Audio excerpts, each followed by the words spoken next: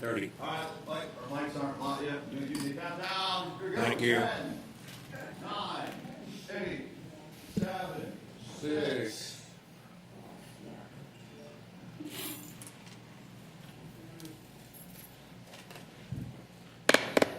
Good morning, everyone, and let me call this informal meeting of the Savannah-Chatham Board of Public Education to order on Wednesday, May 5th, 2021. It's a pleasure to be in front of all of you today. Some of you I know are watching online. This is being streamed for the convenience of those, and I would also make certain that I always try to say that the informal meeting for the board is a time for us to gather information, and no motions are made, no real action is taken other than to gather information so that decisions can be made during the regular formal board meeting. This has been advertised as it should be, according to Ms. Davis-Brown, and today we have a busy informal session. All of you, most of you would know, I believe, that we're in the midst of planning with our 5-year strategic plan, and we've employed our colleagues at Georgia School Board Association to help us with that planning. As we begin this morning, for board members, I wanted to say to you, they asked me this week to appoint 3 members to an internal constituency group that will do some additional work that we as a board, a full board, will not. Without asking any of you, I have appointed Ms. Grabowski, Dr. Howard Hall, and Dr. Hoskins Brown as our 3 choices. Each of those folks, Ms. Grabowski has a very keen interest in the strategic plan, but as a new board member, I think it'll also be helpful to her to learn more and more about our district. Dr. Hoskins Brown is chair of the Accountability Committee, and it makes good sense to me for her to be there, and Dr. Howard Hall is one of the officers of the board this year. And so, without asking, I appointed you. They assured me it wasn't going to be too much work. If it is, you can blame them, okay? But I appreciate your willingness to serve, even though you didn't know you were being asked. So, I'll turn it over to Mr. Feliciano as we begin today. Thank you, sir. Good morning, everyone. GSBA has returned to continue the work on the strategic planning, the way forward 2026. They'll be covering the community engagement report, and we'll hold a second board workshop to solicit feedback on the vision, mission, and guiding principles. I will now introduce Dr. Steve Barker, Director of Strategic Planning Services, and Lanita Jackson, Manager of Strategic Planning Services. Welcome back, folks.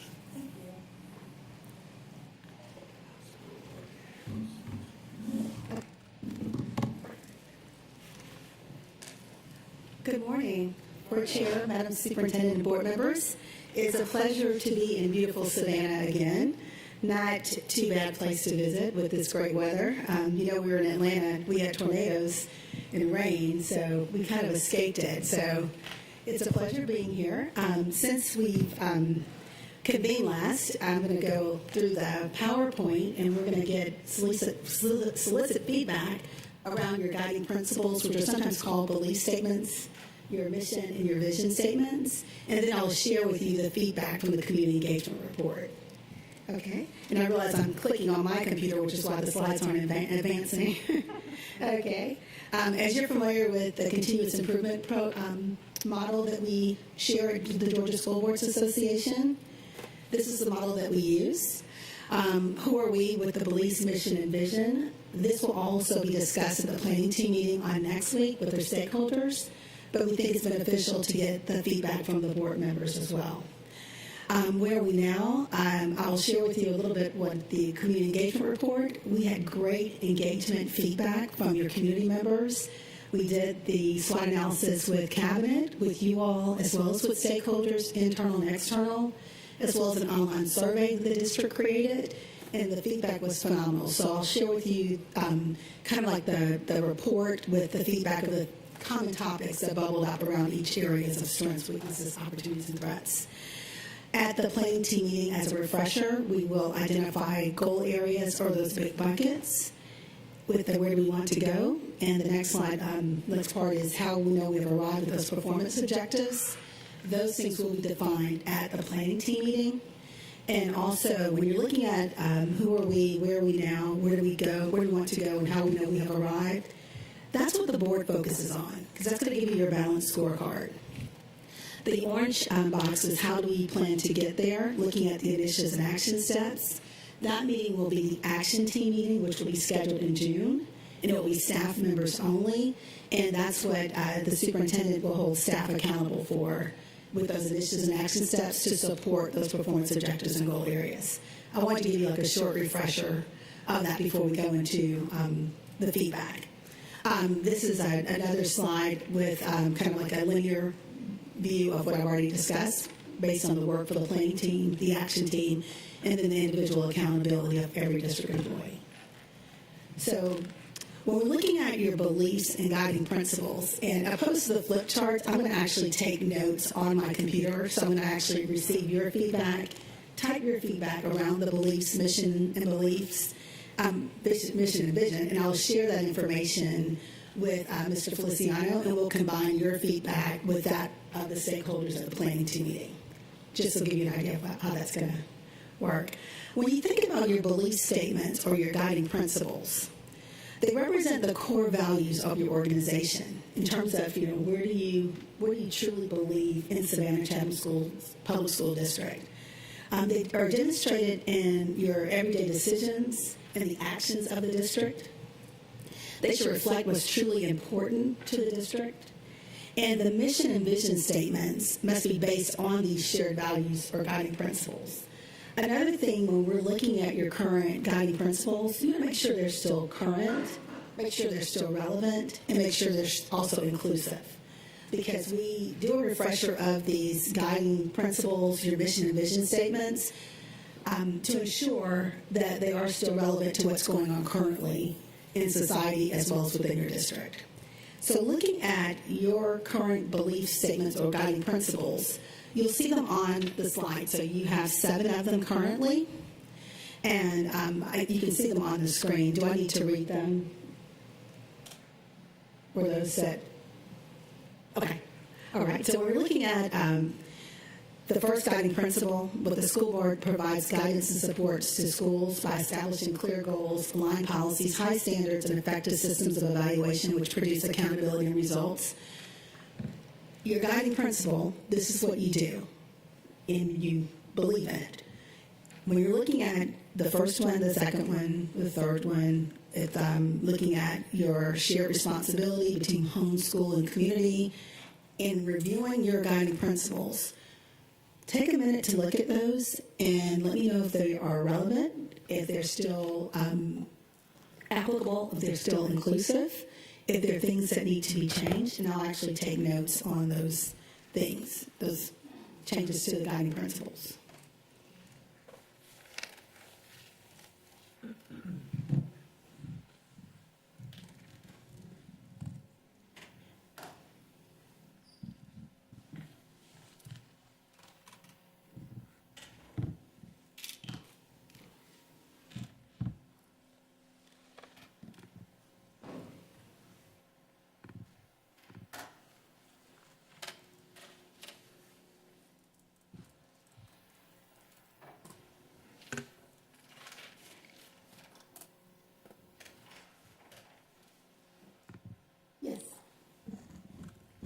One of the things I think might be helpful to reflect, and it may be in a guiding principle or somewhere else, is the idea of embracing innovation.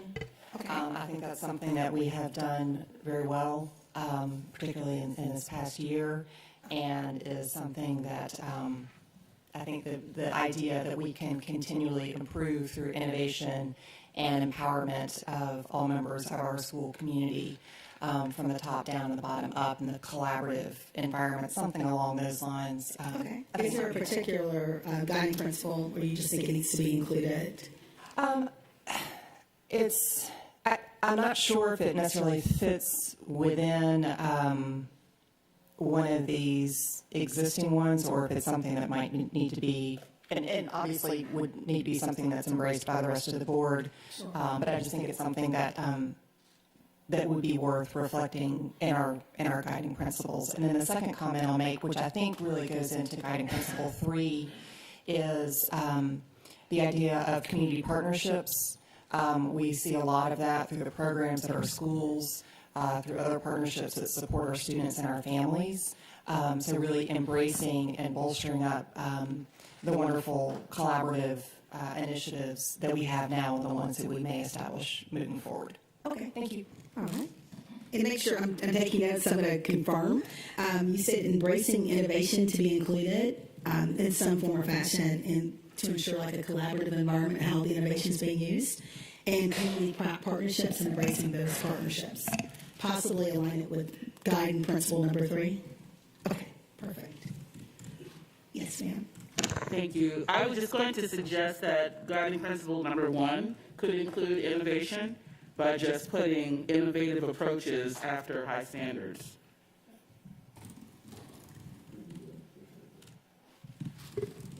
Okay, and let's see. So the school board provides guidance and support to schools by establishing clear goals, aligned policies, and then you said include innovation. High standards, innovative approaches, and effective systems of evaluation. Okay. Innovative approaches, correct? Yes. Okay.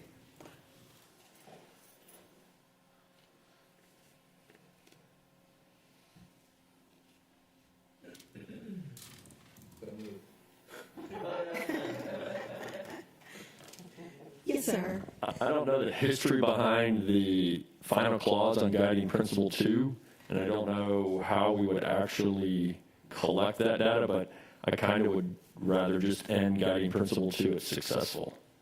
But I don't know if there is data that we collect after graduation that tells us if they need remediation or not. And if so, then that's fine, then we actually have a way to measure it.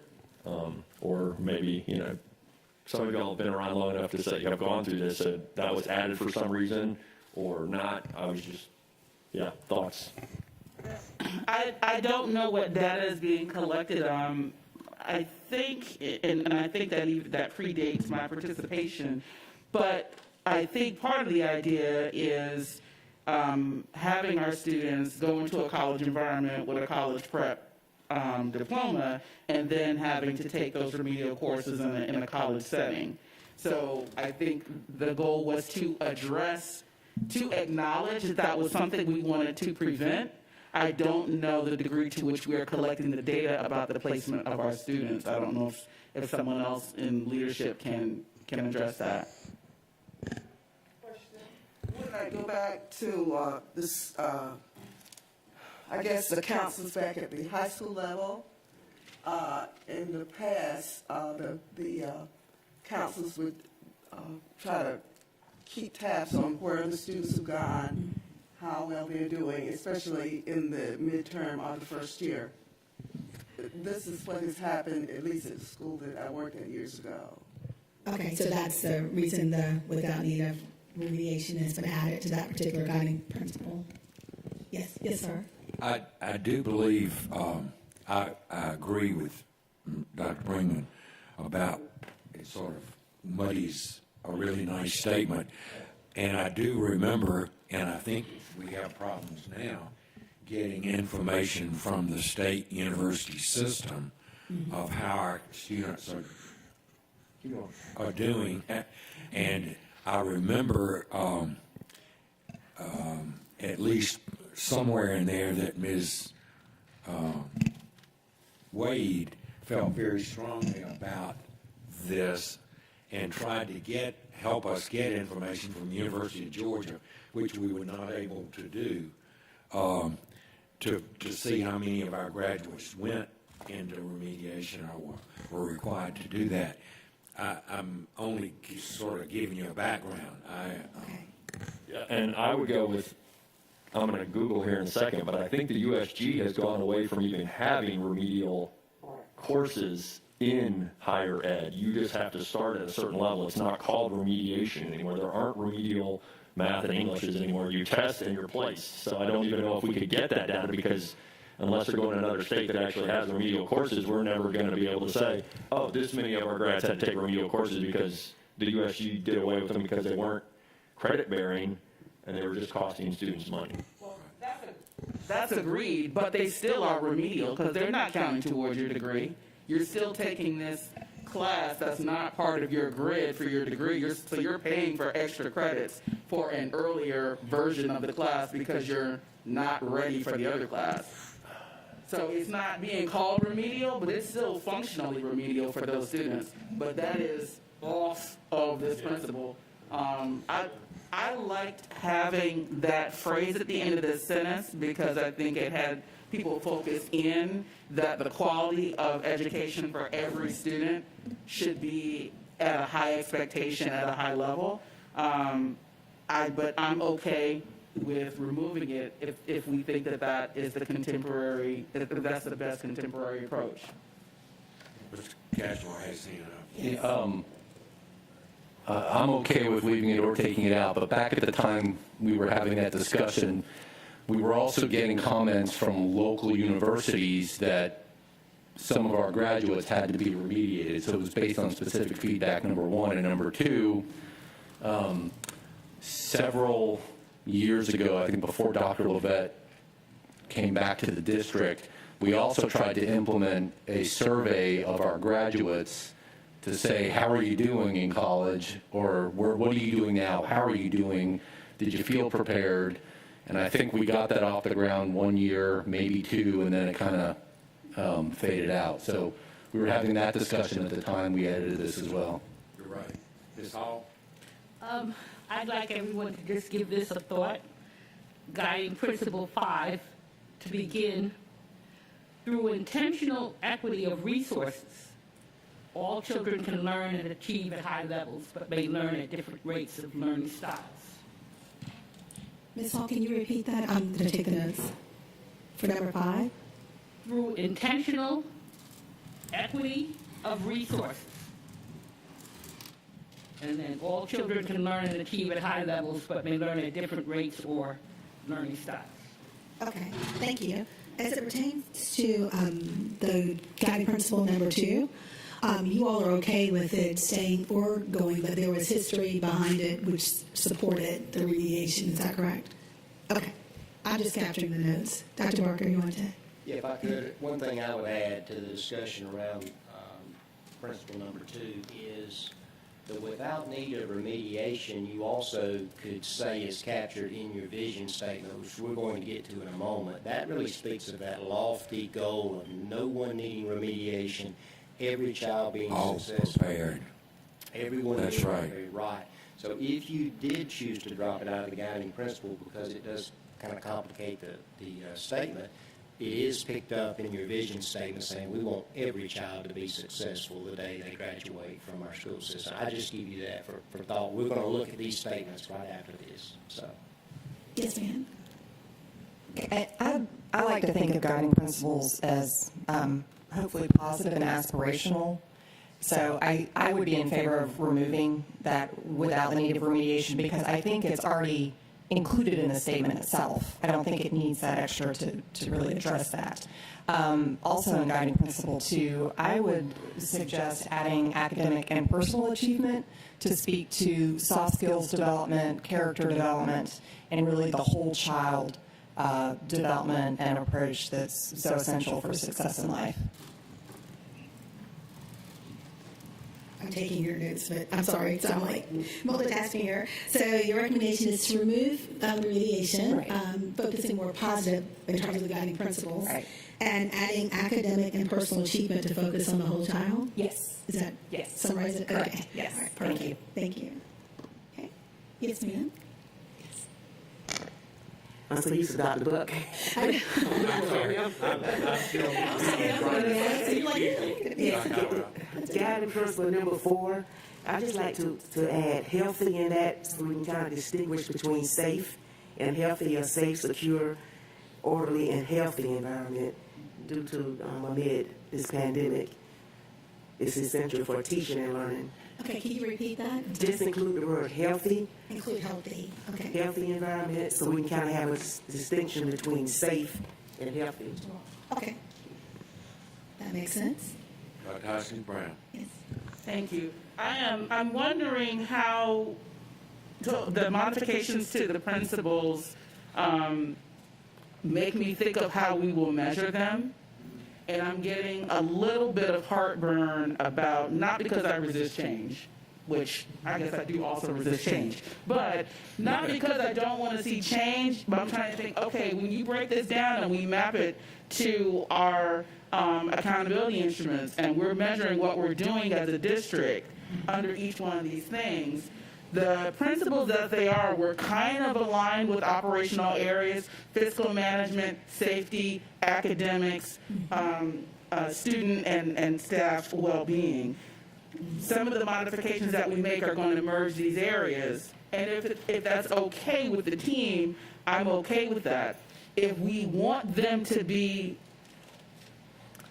easier to evaluate as standalone principles, I would suggest that the healthy and character development be aligned with Principle 7, where we're already talking about relationships and things related to individual well-being, rather than putting it into 4.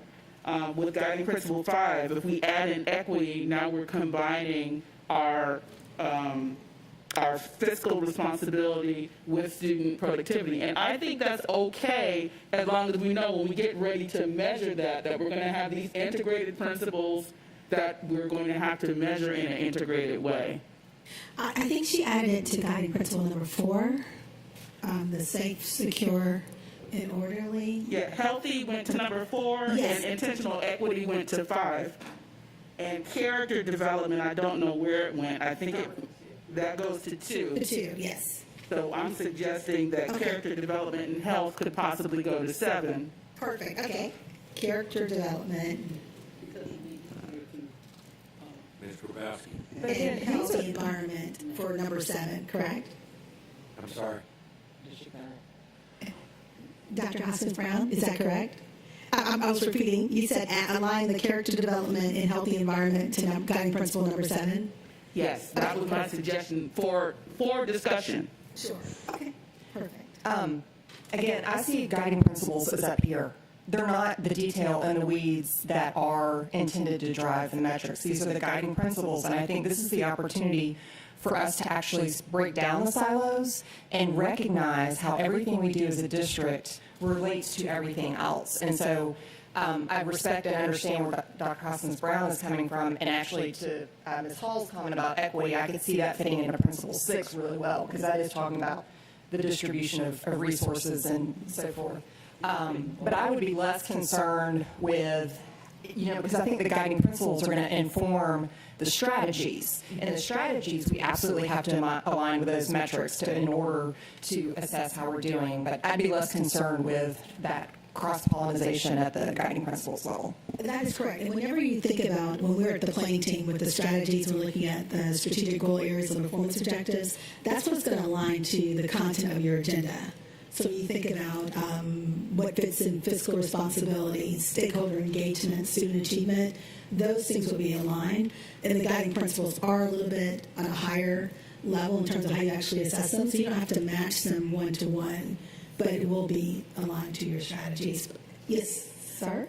I'm just wondering, though, when we get to how we know when we've arrived, Dr. Hoskins Brown's point, if we don't have mechanisms to show, then how do we know we have arrived at these wonderful aspirational?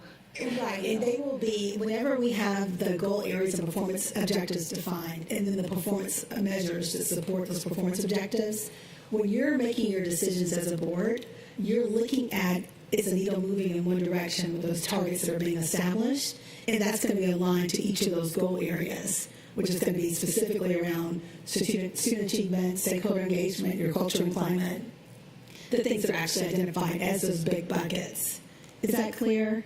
I know it's a little confusing, but the guiding principles, mission, and the beliefs, and the vision, they help guide your overall goal, like your mission and your vision that's displayed here in your boardroom. So that's what you stay focused on in terms of intentional always. But your work is aligned directly to those goal areas and performance objectives.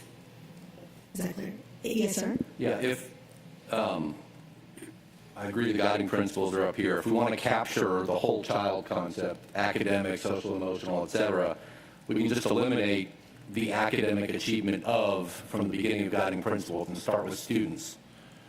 And then it just says students will be at a level that will enable them to be successful. And that captures everything we want and not just academics and just social emotional and just character. Yeah, I would agree. I think that goes to the point of why do we have the 7 guided principles? Why don't we just have fewer principles that lump these together? I like the separation of the 7 principles, but there's something artificial about having these if we're going to make them truly integrated. We don't need 7 integrated statements. Yes. So reducing the number. I'm saying that if we're talking about integration, then our construct is artificial. Why do we have 7 if we want to make them cross-cutting? Either be cross-cutting or have them separated. Okay. Yes. I'm old, I guess. I know. I know. And I only say that because I really do like strategic plans, and I like to know what they say. To me, one of the key advantages to these 7 principles is they have stood out very well against the test of time. Some of the suggestions made this morning, I think, are good ones, but others, it reminds me of the fact that you've said, give us your input, so we're all picking it apart now.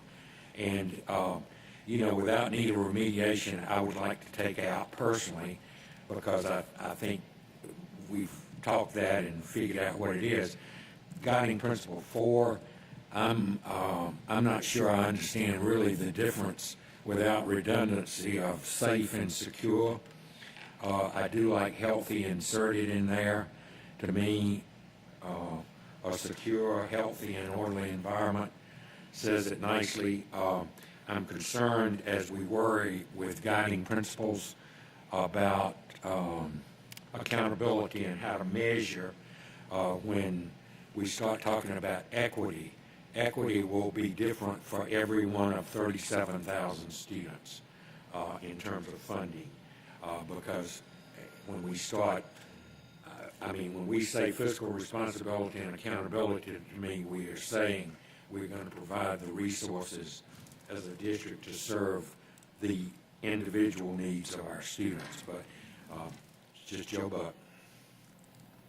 In terms of equity for guiding principle number 6, were you okay with it being included? I don't like It was You number don't 5. like it. but I'm at number 5 or 6, but I'm not going to go lie in the street today and protest either. So. Well, one thing, Dr. Buck and I are both taking the equity course in June, and I think that will inform truly, because the main word is intentional, more so than even, it's the intentional use of equity. So, but we'll discuss that further. Yes, sir. Dr. Haskins Brown and Ms. Johnson. Thank you. I just want to offer one more point on this that may help inform kind of our approach to this.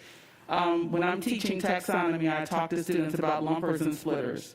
And I think that's kind of where we are in this process. It's like, are you one that's going to put all worms that live in the mud in a box? Are you a lumper? Or are you going to split them by what their head looks like or what they eat or whatever? And so if you're a lumper, we're just going to put it all over here because they all sort of look worm-like. Or if you're a splitter, you're going to split it by all these different characteristics that make sense. And I think that some of us, like me, I'm a splitter, and I'm going to split these principles out by what I want to see. And some people are lumpers, and I'm not sure, but it sounds like you're a lumper. Like you want to lump it by what you want to.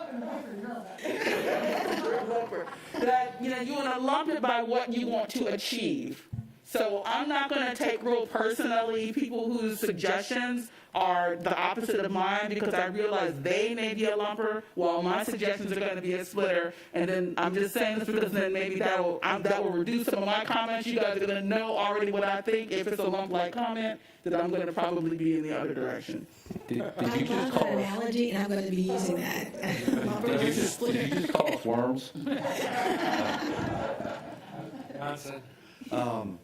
Real quick on guiding principle number 7, I would like to see positive relationships are built through a culture of honesty and respect, because one of the big things that we do look at today that we hear about a lot is culture within the district and in the community. Okay. Culture of honesty and respect for guiding principle number 7. Correct? Perfect. Dr. Bremen?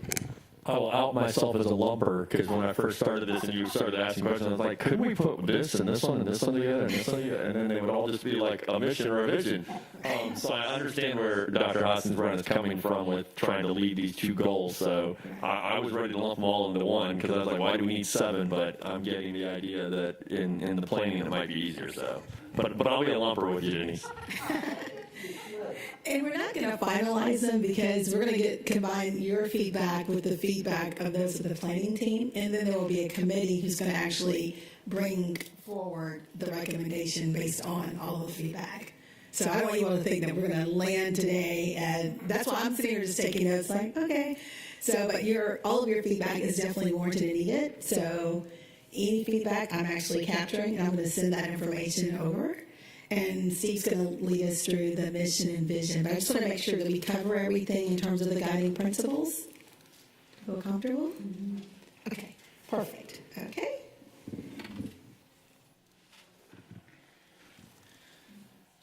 Right, Cliff?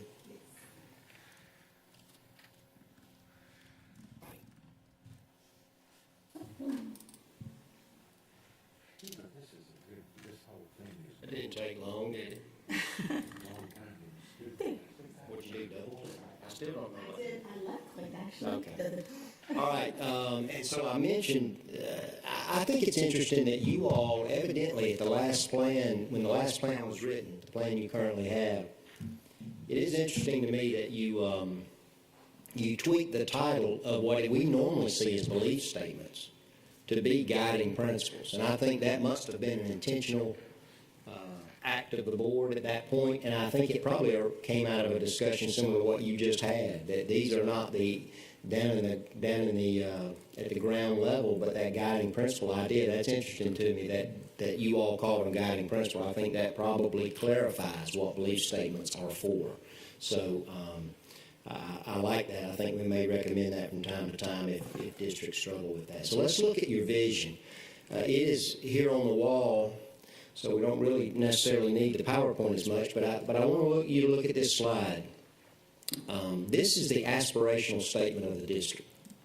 This would be if you hit all your marks in an ideal world, you could accomplish. What would you want to accomplish? And so if you sit down at the end of this 5-year plan and you've accomplished your vision, I would argue your vision wasn't lofty enough, if that makes sense. You see yours from school to world, and I think the word all is there intentionally, all students prepared for productive futures. So with that context I just gave you about it being unattainable, I mean, 30,000 students you mentioned, and I'm going to put a number about 3,800 employees, probably 4,000, somewhere around that number. Everybody hitting all their marks in an ideal world, all students prepared for productive futures. Take a moment, think about that as your vision statement, and we'll take any comments that you might have.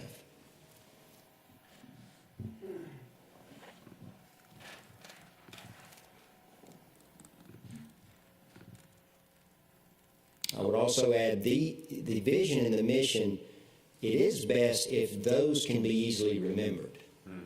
Now, those guiding principles and those belief statements, that's really not what they're for. You don't get on the elevator and recite your belief statements.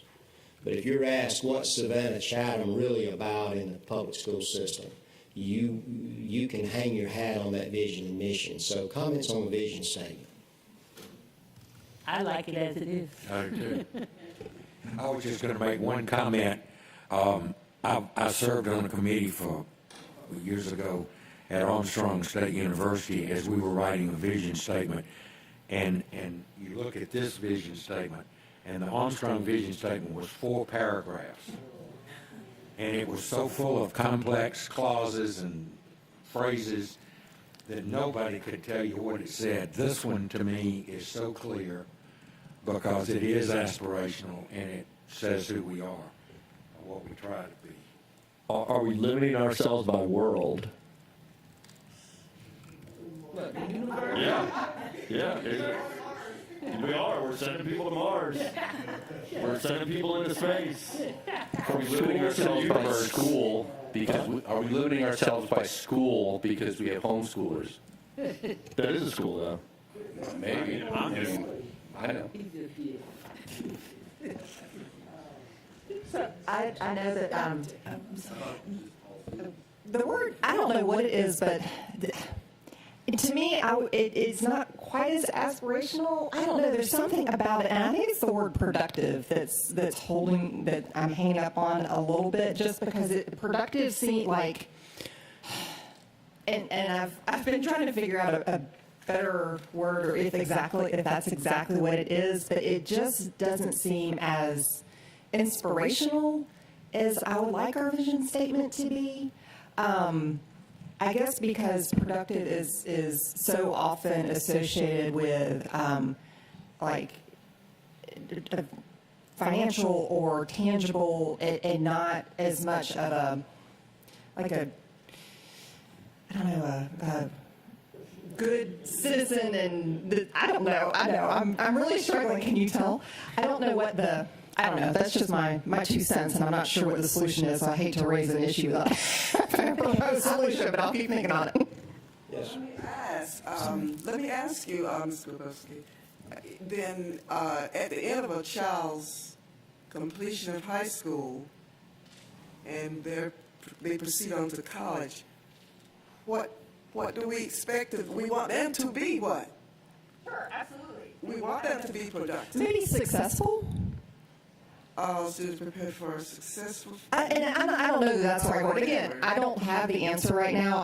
Since we're here in this conversation, I just wanted to share that. And I'm not, it's not like I'm going to be like, we have to change it. It's just my kind of impression.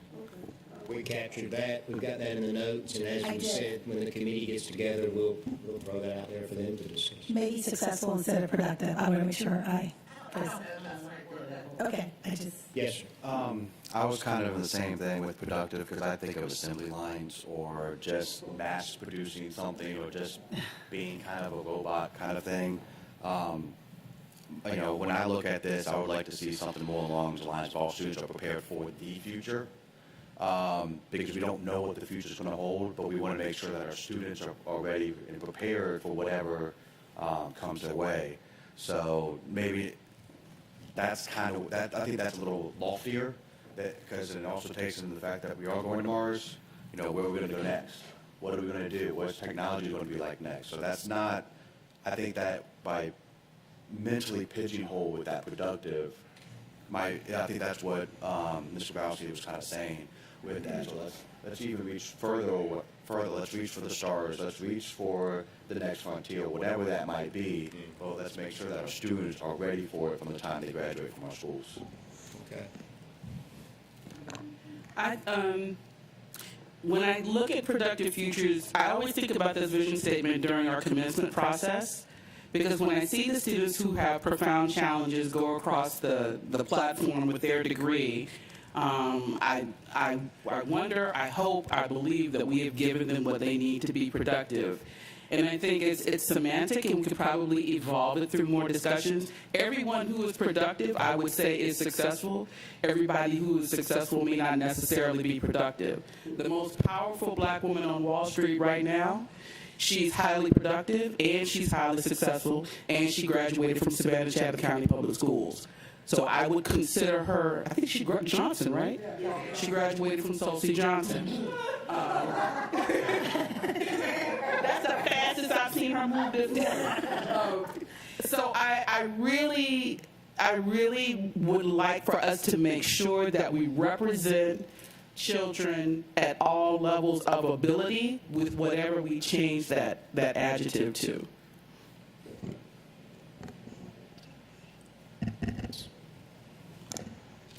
And we've heard this often, and I've added another E. Dr. Levette talks about the 3 E's, and that's when a student completes high school, they're either enrolled for post-education, enlisted in the armed forces, employed, and I added entrepreneurship. So we want them to be productive in those fields or successful or both, because that's where they're going to end up, one of the 4. Employed, hope, without this we want them to do. Entrepreneurship, employed, enrolled, and enlisted. So if you look at it productive, you can be productive in all 3, or successful, or both. So if we keep those 4 E's in mind, it will help us with coming up with the right adjective, I suppose, for the futures. I missed one of these. I got entrepreneurship, employed, enrolled, Enlisted. enlisted. Okay. Perfect. Yes. Since we're diving into this, productive and prepared are both passive to me, and our mission is we want to ignite a passion, so it's more optimistic and forward-looking. So we've talked about the individualized nature of each person's journey. To your point, it's employment, it's enlisted, it's higher ed. So we could say something like all students excited and prepared for their futures, which recognizes the individual nature of what we're doing. We get rid of productive, and it's more forward-looking. You said all Another E students for excited. excited. You said all students excited and prepared. Yeah, I mean, we don't have to use excited, but more proactive and forward-looking than reactive and ready to accept whatever's coming my way. Okay, But I just want to also- make sure I captured your notes correctly. Maybe not the word excited, but something similar, and prepared for their futures, Their futures. instead of productive. Is that correct? If we're trying to recognize the individual nature of each student when they graduate, yeah. Okay. Yes, ma'am. I just want to remind everyone what you said at the beginning, that we should be able to recite this easily on an elevator. So, and the more adjectives we add, and the better chance we have of flubbing it, So I just want to just keep that, no, not this one, Sean, but, we could go on and on and on. That's right. So we have, I'm looking at over Lanita's shoulder here, there's about 7 or 8 comments made that we'll compile around this, including that initially Minnie said, I think it's a good statement. So we have all of that put together. And I do think you can take a good vision statement and further define it in the day-to-day work, which is the enrolled and enlisted, as you do go annually with different types of initiatives or even decisions that you make. You're laying them against that vision statement and saying, does this help us reach that? So I think great discussion. We can move to vision to mission, Mr. Chairman, if you're ready.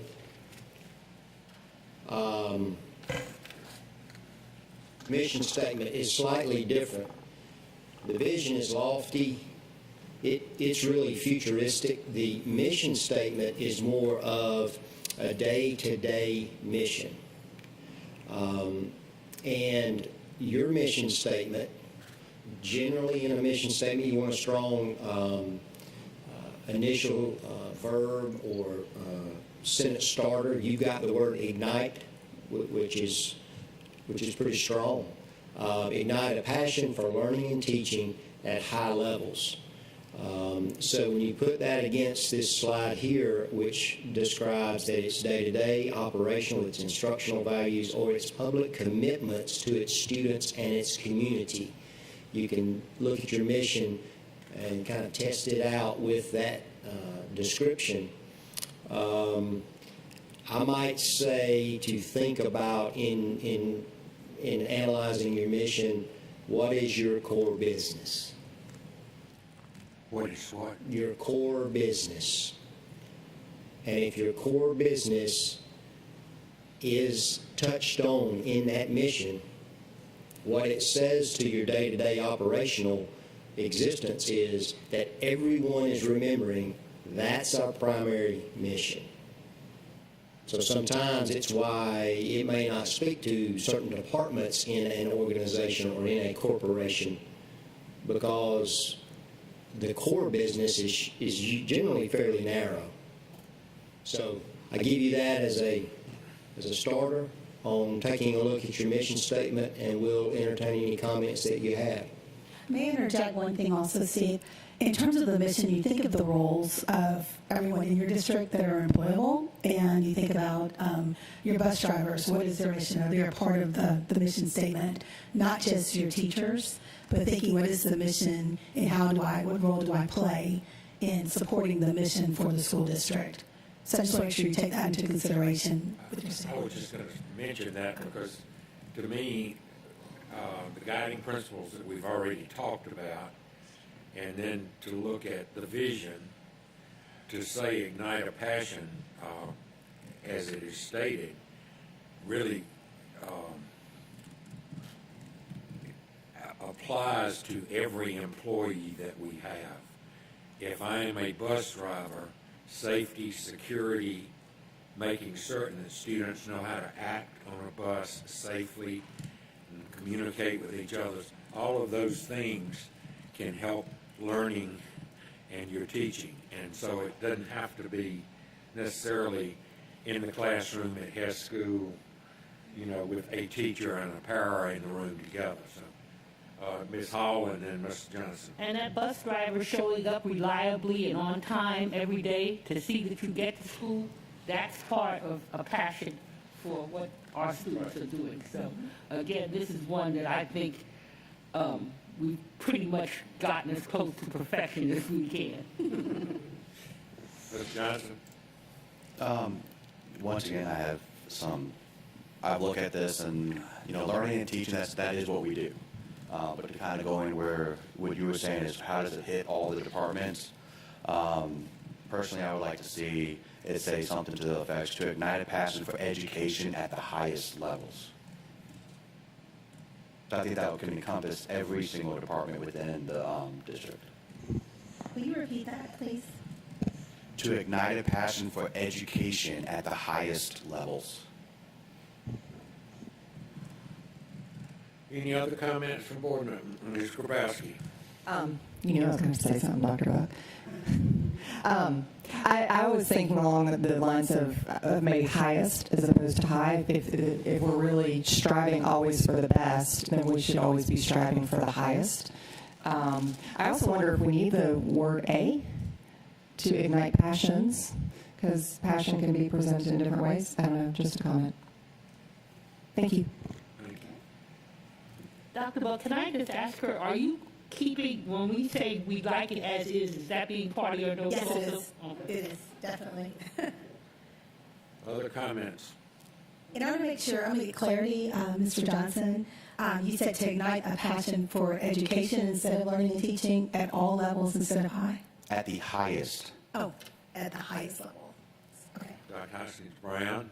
I just want to follow up on Ms. Hall's comment. Are you taking silence as affirmation of what it is? Like, do we have to say we like it as it is for you? No, you don't have to say it. Yeah, that's fine.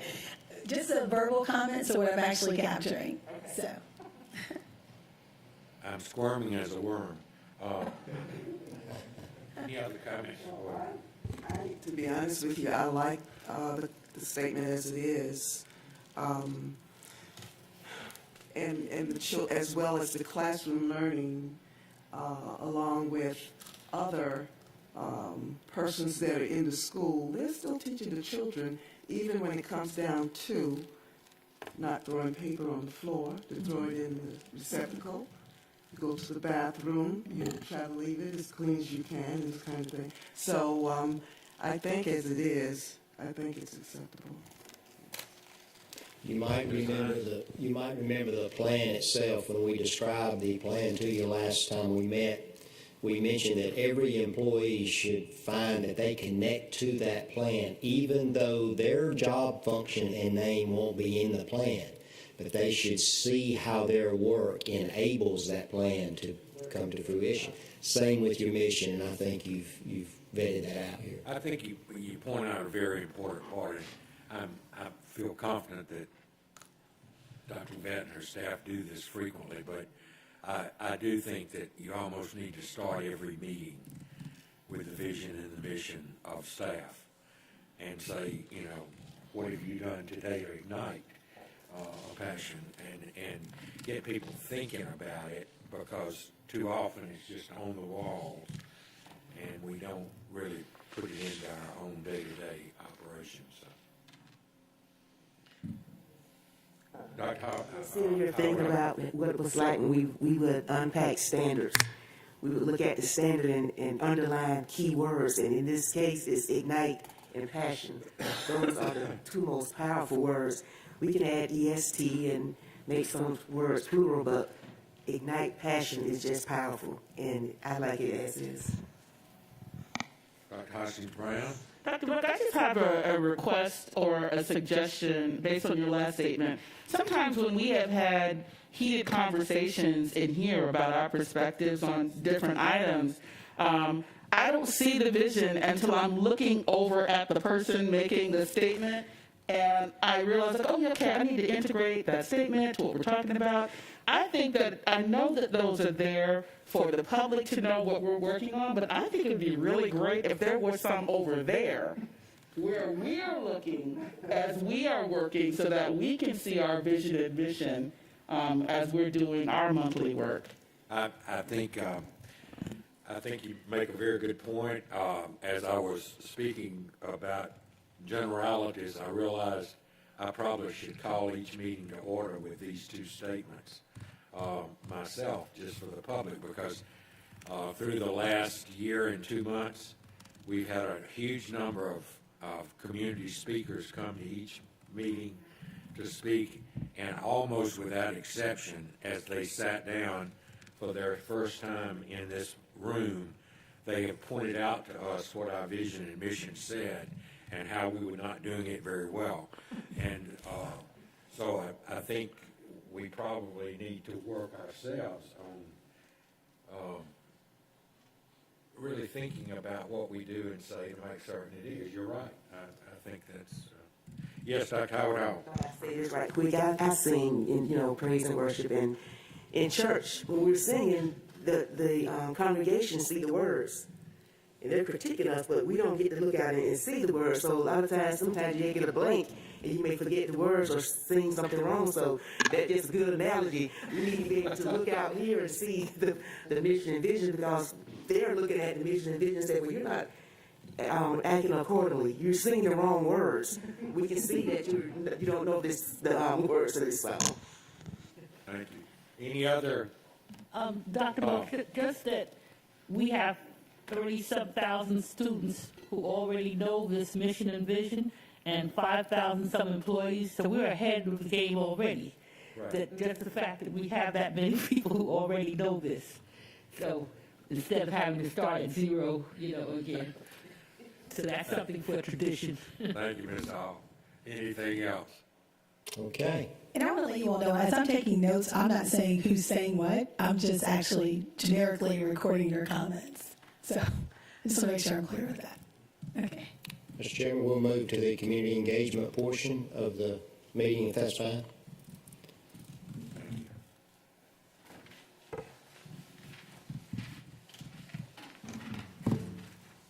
Do you have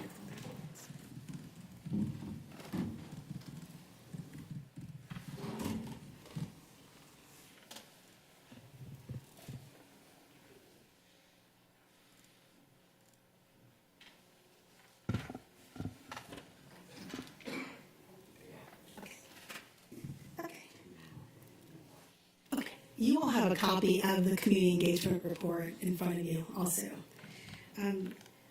Like I said, we included, when we did the SWOT analysis, we got feedback from your cabinet members, from you all, internal, external stakeholders, as well as an online survey that was created by the district.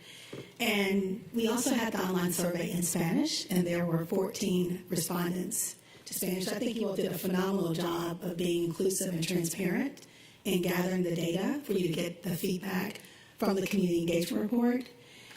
And the online survey was available from initially, I think, the 6th through the 18th, and we even extended the dates to ensure that people were able to have ample time to complete the online survey.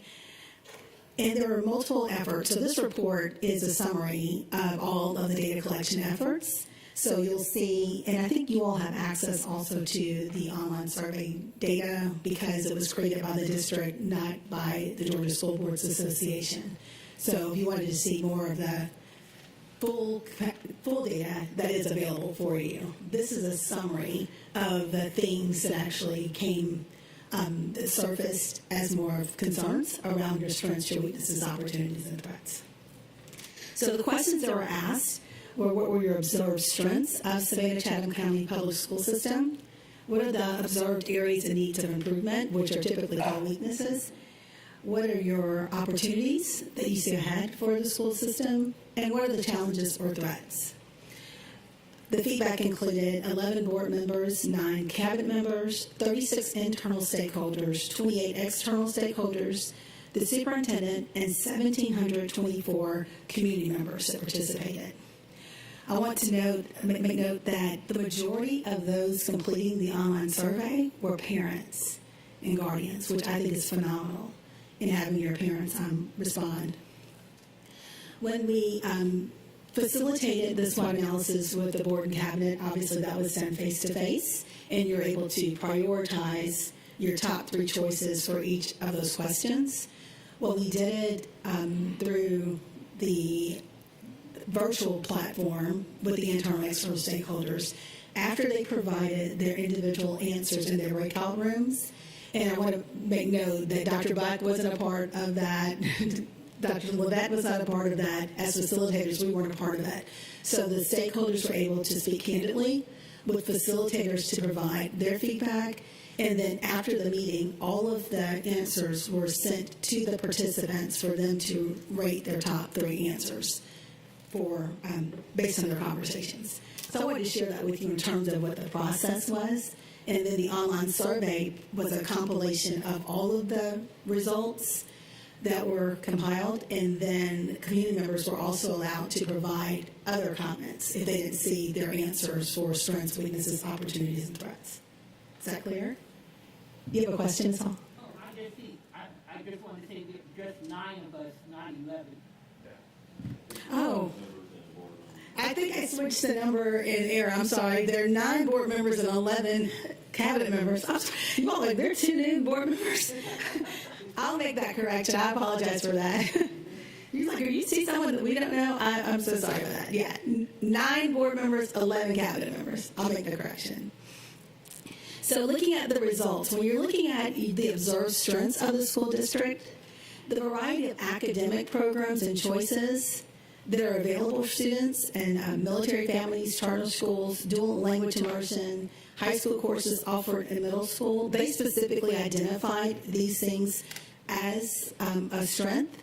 And I want to be clear that the words that were provided is what I actually entered. So I didn't make any changes or abbreviations or anything of the sort. I provided the feedback as it was presented. The second highest ranked item was the focus on the whole child, the development and holistic approach, and followed by the strong financial support from legislators for new programs. In terms of the votes, because you had the ability to rank versus vote, in terms of the number of votes, the various methods of communications that are available in the district with your automated by phone and email, your website being helpful and timely, specifically with the information that was provided, the parents and public being informed about the pandemic and the benefits for the free and reduced lunch and EBT program benefits for food, that was listed, and your pre-K and early childhood program. In terms of other strengths that were identified for the district, we're preparing the students for the next step, be it college, career, or military. The technology was proactive and up to date. Recognizing successes for students and staff. The ability to adjust to challenges around COVID. The use of surveys that you use to gather input from stakeholders was recognized. Your teachers, strategic thinking and approach to decision-making based on data, valuing employees and the comprehensive learning platforms. Those were some of the common answers that came out in terms of the strengths for the district. In terms of the areas in need of improvement that were recommended, the items that received the most votes were parents' frustration for the slow return to in-person learning.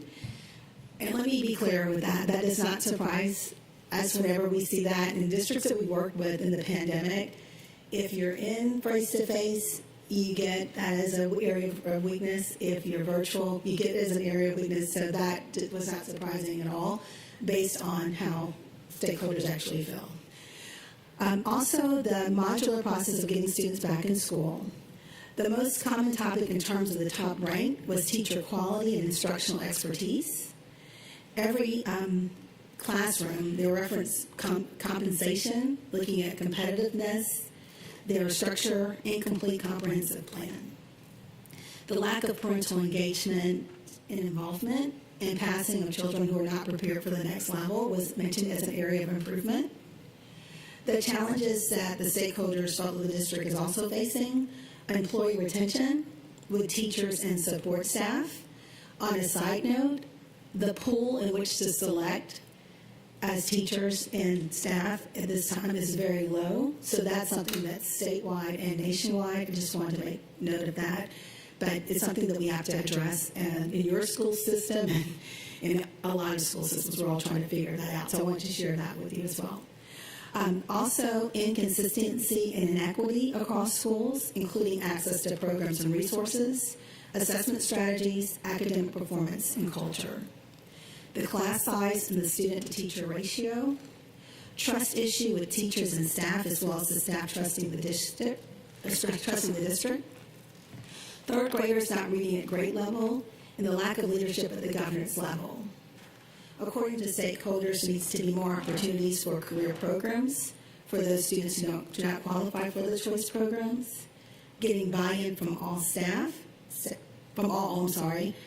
parents, and the community, personnel shortage in key areas, counseling, instruction, transportation, and nurses were also concerns in the feedback. There could be, again, we just provide the feedback. There could be the feel for how the learning is virtual basis in place could have a direct correlation to the lack of leadership with governance, because you have to make a decision based on other things. But we're not sure, but I want to share that with you. That could be an alignment between those two. Also, when we're looking at your opportunities that you see ahead for the school district, there were top three opportunities that really bubbled up. The return to normalcy in the upcoming school year, 5-day school week, increasing wages, increased flexibility and opportunities to redesign teaching and learning, such as further leveraging technology, the redesigning of the school calendar, innovative use of summer instructional model, examining programs and curriculum.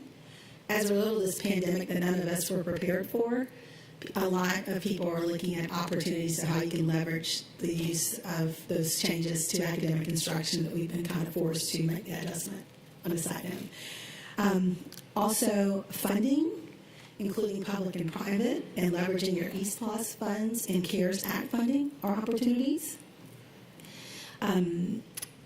Those generated by virtual learning, expanding the programs, providing more access incentives for students, streaming meetings for parents, creating more engagement opportunities, better meet individual students' needs, redesigning professional learning, redesigning the calendars, etc. And services based on needs of students, being more inclusive of parents were identified. Impact or change the culture within the district as an opportunity. Connecting students and families who need resources to the resources that are already available in the community. Focus on local jobs for students, making sure through preparations, opportunities, and career pathways. Lifetime learning opportunities, increasing the pipeline opportunities for students for college, such as dual enrollment and a launch of a career academy. Opportunities to expand early childhood education, programs at schools to increase availability, and provide training either through a parent university or an early learning center, and connecting birth to 5 to K through 12. Those were some opportunities that were presented. When you look at the challenges and threats, and let me remind you from the strengths and weaknesses, those are things you probably can't control as a district. When you think of opportunities and threats, those are outside factors that influence the decisions that you make as a board. So in terms of challenges and threats that we see ahead that could impact the school system, the items with the most votes is learning loss due to the pandemic, followed by short-term and long-term staff morale, and the continued impacts of the COVID-19 pandemic, including student learning loss, job loss, and financial impacts for families. The effects on mental health, social, emotional well-being of students, families, and employees.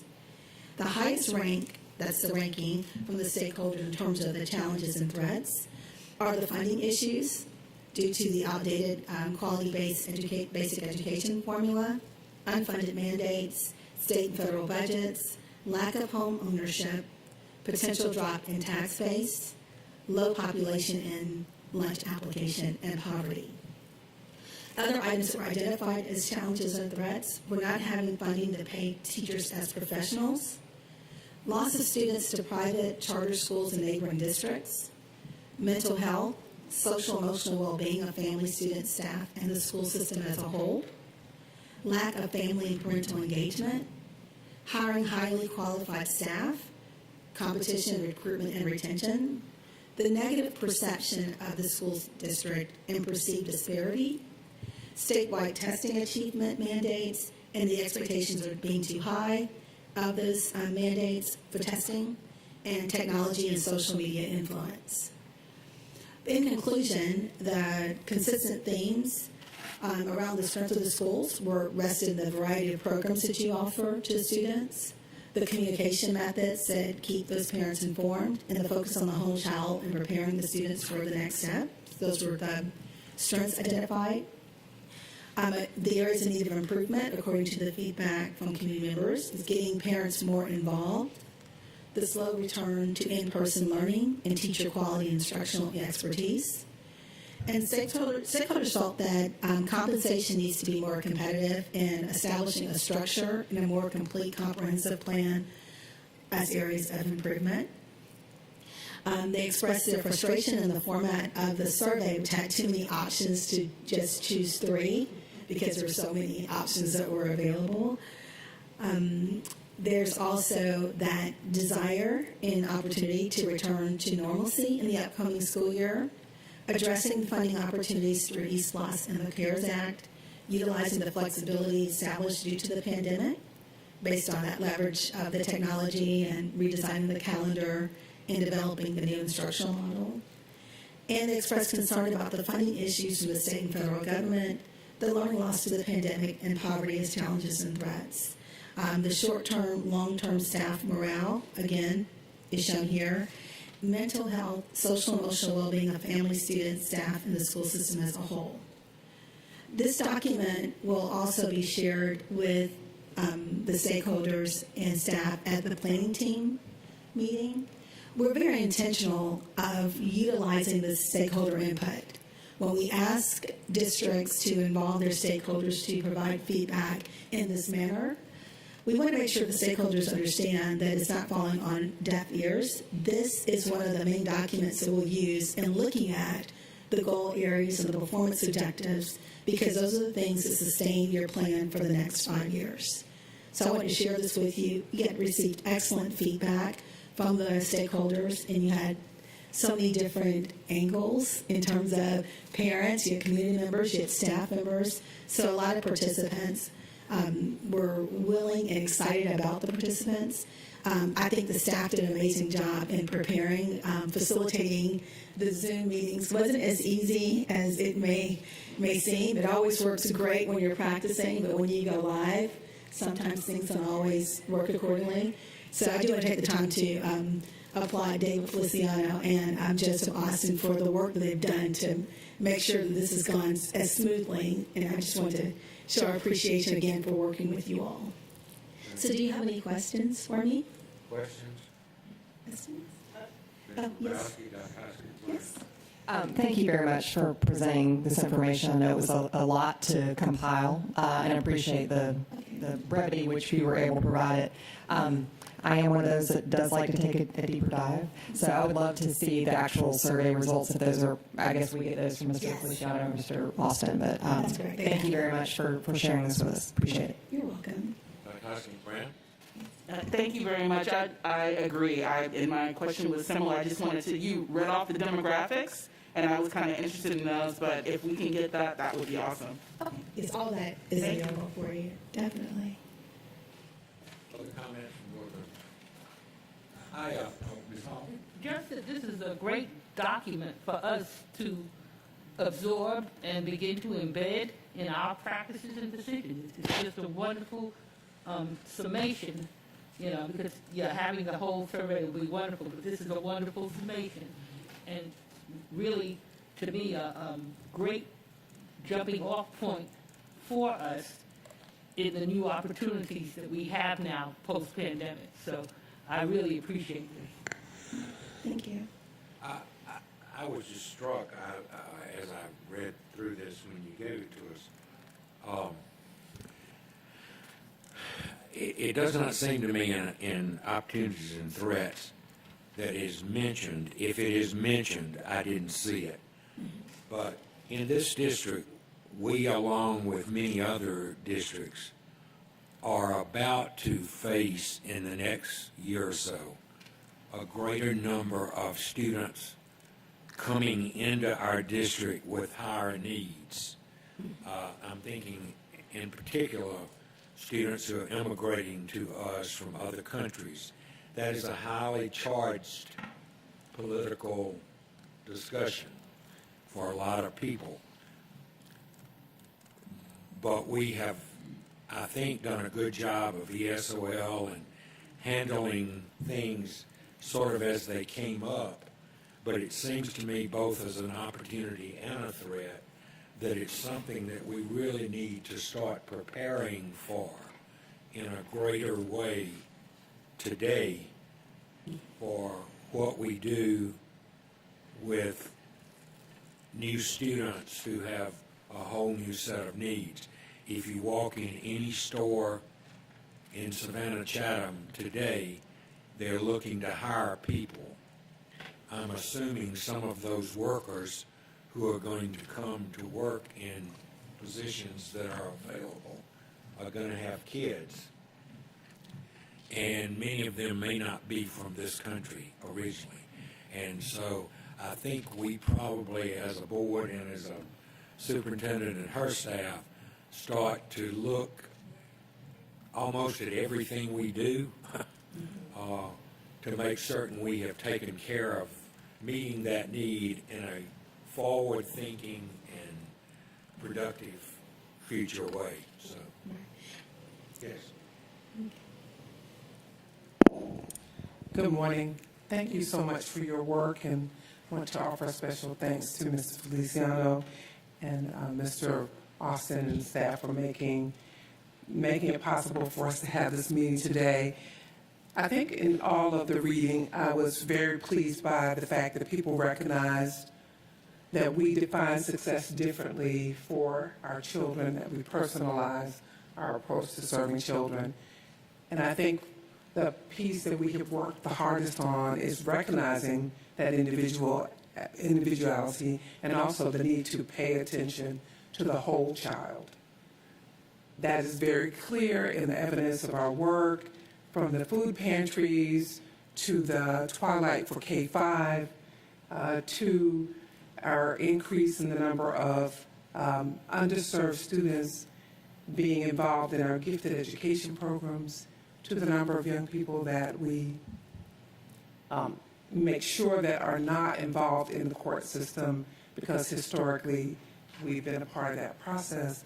I think it's really helpful, the information that's been provided, because it allows us to have, as Ms. Hall said, a good jumping off point for improvement. But I'm really pleased that people see the work that we're doing that gives attention to something other than cognitive and academic achievement, that for students to be able to be, once they leave this place, whether it's to go to another city or another part of the world, that they've had a really good, strong foundation in learning how to be a good, productive person and someone who's able to not only survive, like we've done in the last year, but also to thrive and to learn at every opportunity. So I appreciate the report, I appreciate the comments, and certainly, as we always do, and the board has seen in our presentations, that we identify the principles that guide our presentations. We identify those values that we espouse and work with in hopes that people will understand when we're making suggestions or proposals about how we approach things. These are the principles that guide the work. Even in the last time, we said we wanted to develop a process that was least disruptive to families. That's a value that we hold, and we try to make sure that those are communicated clearly. So thank you for the work. We appreciate it. It gives us a good map for moving forward. Thank you.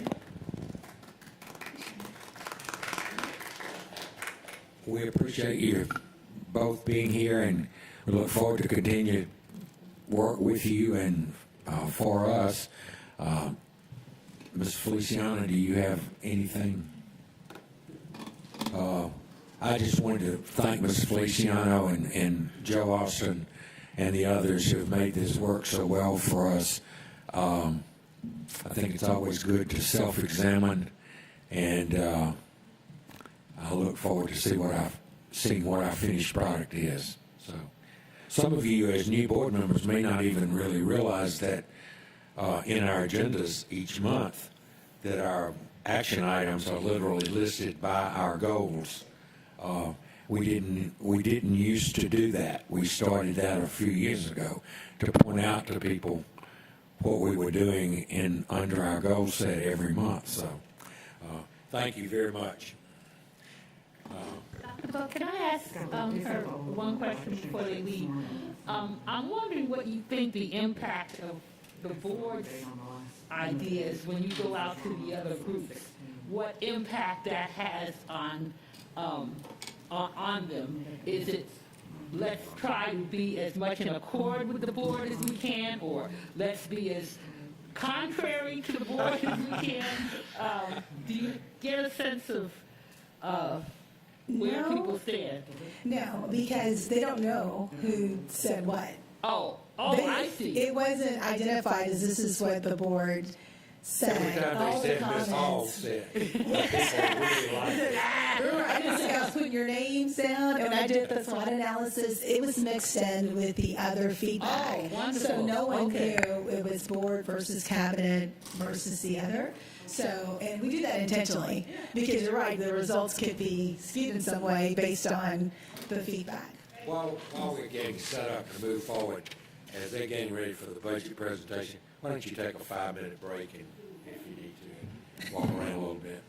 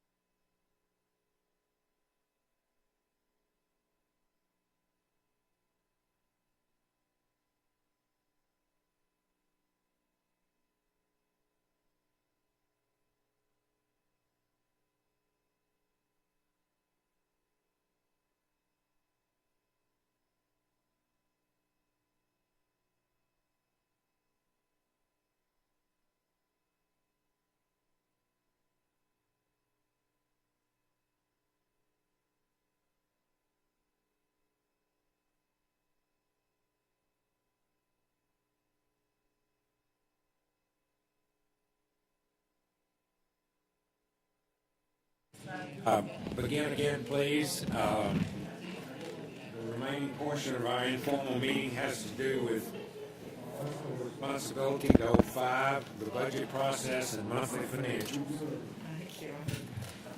Paige, you ready? Yes, sir, I'm ready. Can you hear me? Yes, I can. Thank you. Good morning, everyone.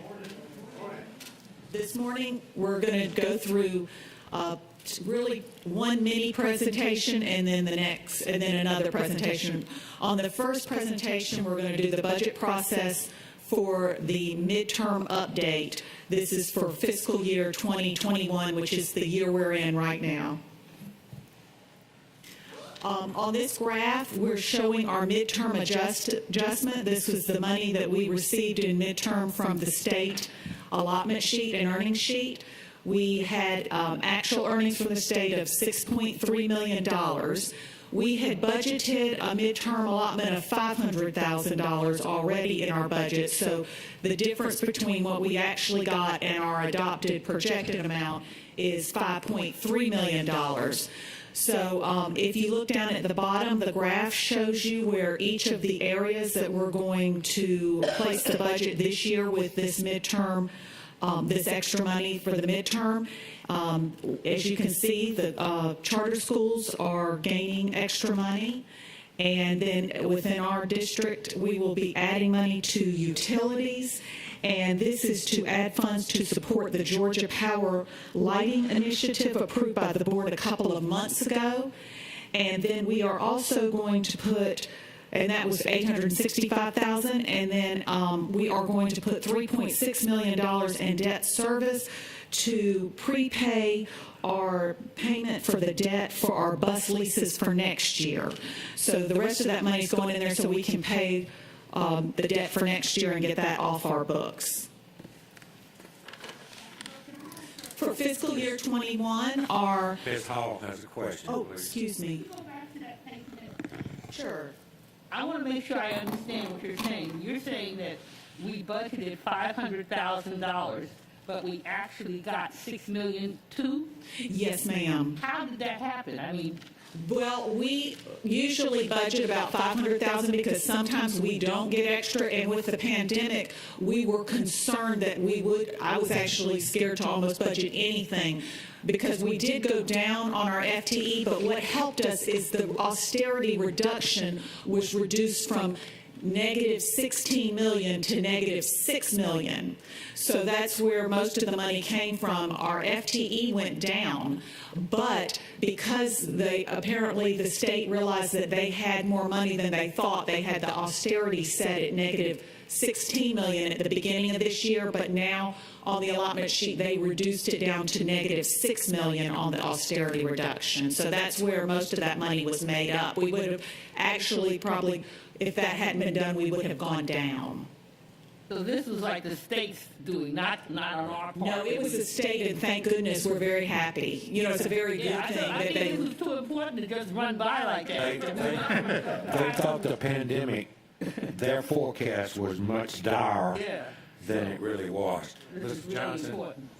Okay, thank you, Pete. I don't know Welcome. if you can answer this or someone else in the administration can answer this, but I noticed that all these charter schools, they are getting an increase in their QE formulas, but I know we're working on getting through with some of them with basically paying us back for some of those other years.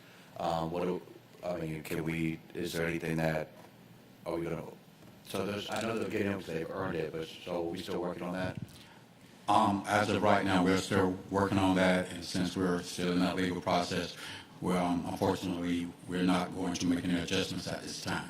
We just have to finish that process first. Thank you. Thank you. Thank you.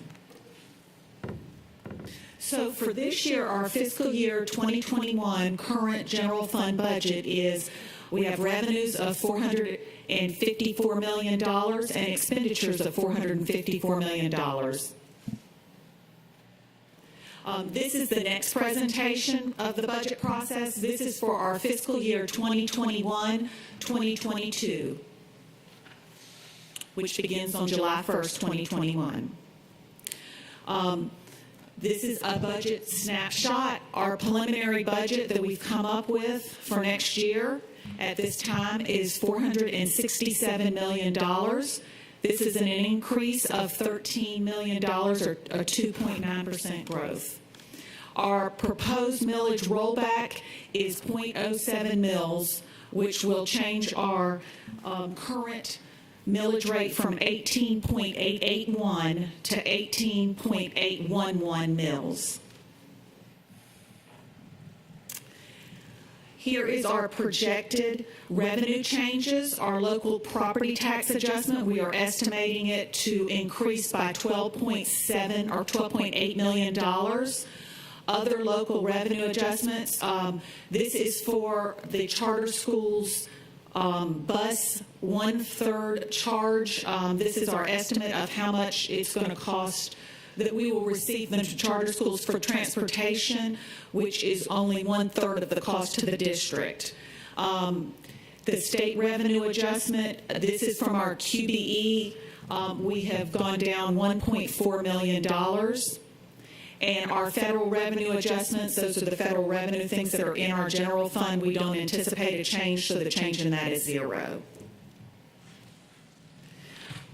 Our superintendent cabinet priorities is, of course, we want to continue to remain with an ending fund balance of no less than 2 months of the regular general fund operating expenses. We are showing, you will see at the end of this, that we are showing using fund balance $1.3 million. Our longevity step will cost us a little over $5 million to give our employees a step increase.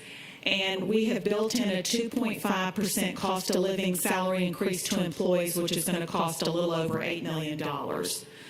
We put this in. There was no cost of living done this year, so we were trying to give our employees at least 2.5 this year since they got nothing last year. State mandates, our teacher retirement rate, the state has increased it from 19.06% to 19.81% of the salary. So this is going to increase our general fund by $1.8 million. These are some of our local adjustments. I won't go through every single one. You can ask me questions if you would like, but I will point out some of the big ones. Our unemployment rate has increased. The last couple of years have had it at 0%, and we're going up to 0.10. Our net enrollment staffing adjustment, which is based on what our projected enrollment is next year, we've gone down 4 FTE, so that was a decrease to the general fund of $443,000.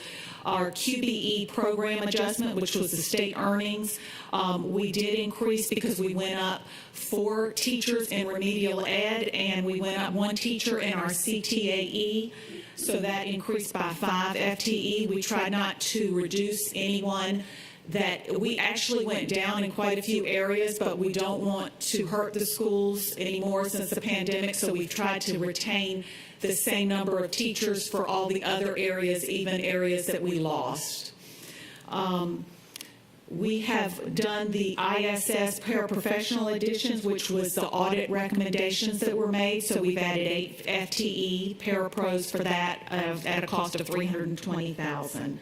I also wanted to point out another one that is down towards the bottom, the risk management, liability, risk pool, property, and fleet increase of $342,000, and that was based on the fact that we now have a new high school and our insurance, our premiums have gone up for a property and fleet increase. The other local adjustments on here, these are our projected charter school adjustments, and these are subject to change because we have not received the state allocation earnings spreadsheet individually for the charter schools. So this is just our estimate of how much increase of how much we will be paying to the charter schools next year in the general fund. Reductions, these are some reductions. What we talked about earlier, where we're putting money in that debt service to pay off the debt for the bus leases, we're going to pay that this year, so that will save us next year $4.1 million, so that will decrease our expenditures. Pre-kindergarten does not need an interfund transfer from the general fund for next year. They have a fund balance, so we will not need to do that. That will save us $1.5 million. And then there's 3 small grants at the bottom that we that are supposed to be ending, and we don't anticipate getting back next year. On this slide, you'll see a projected revenue by source for fiscal year 22 for and it just divides it. It shows you all of the increase areas. I did at the bottom the areas that we have decreased, and the amounts are in red at the bottom because you can't show decreases on a pie chart. On this next slide, we are showing the projected expenditures on the slide by areas, and on the right-hand side, you'll see the expenditure decrease is red at the bottom of the graph on the right-hand side.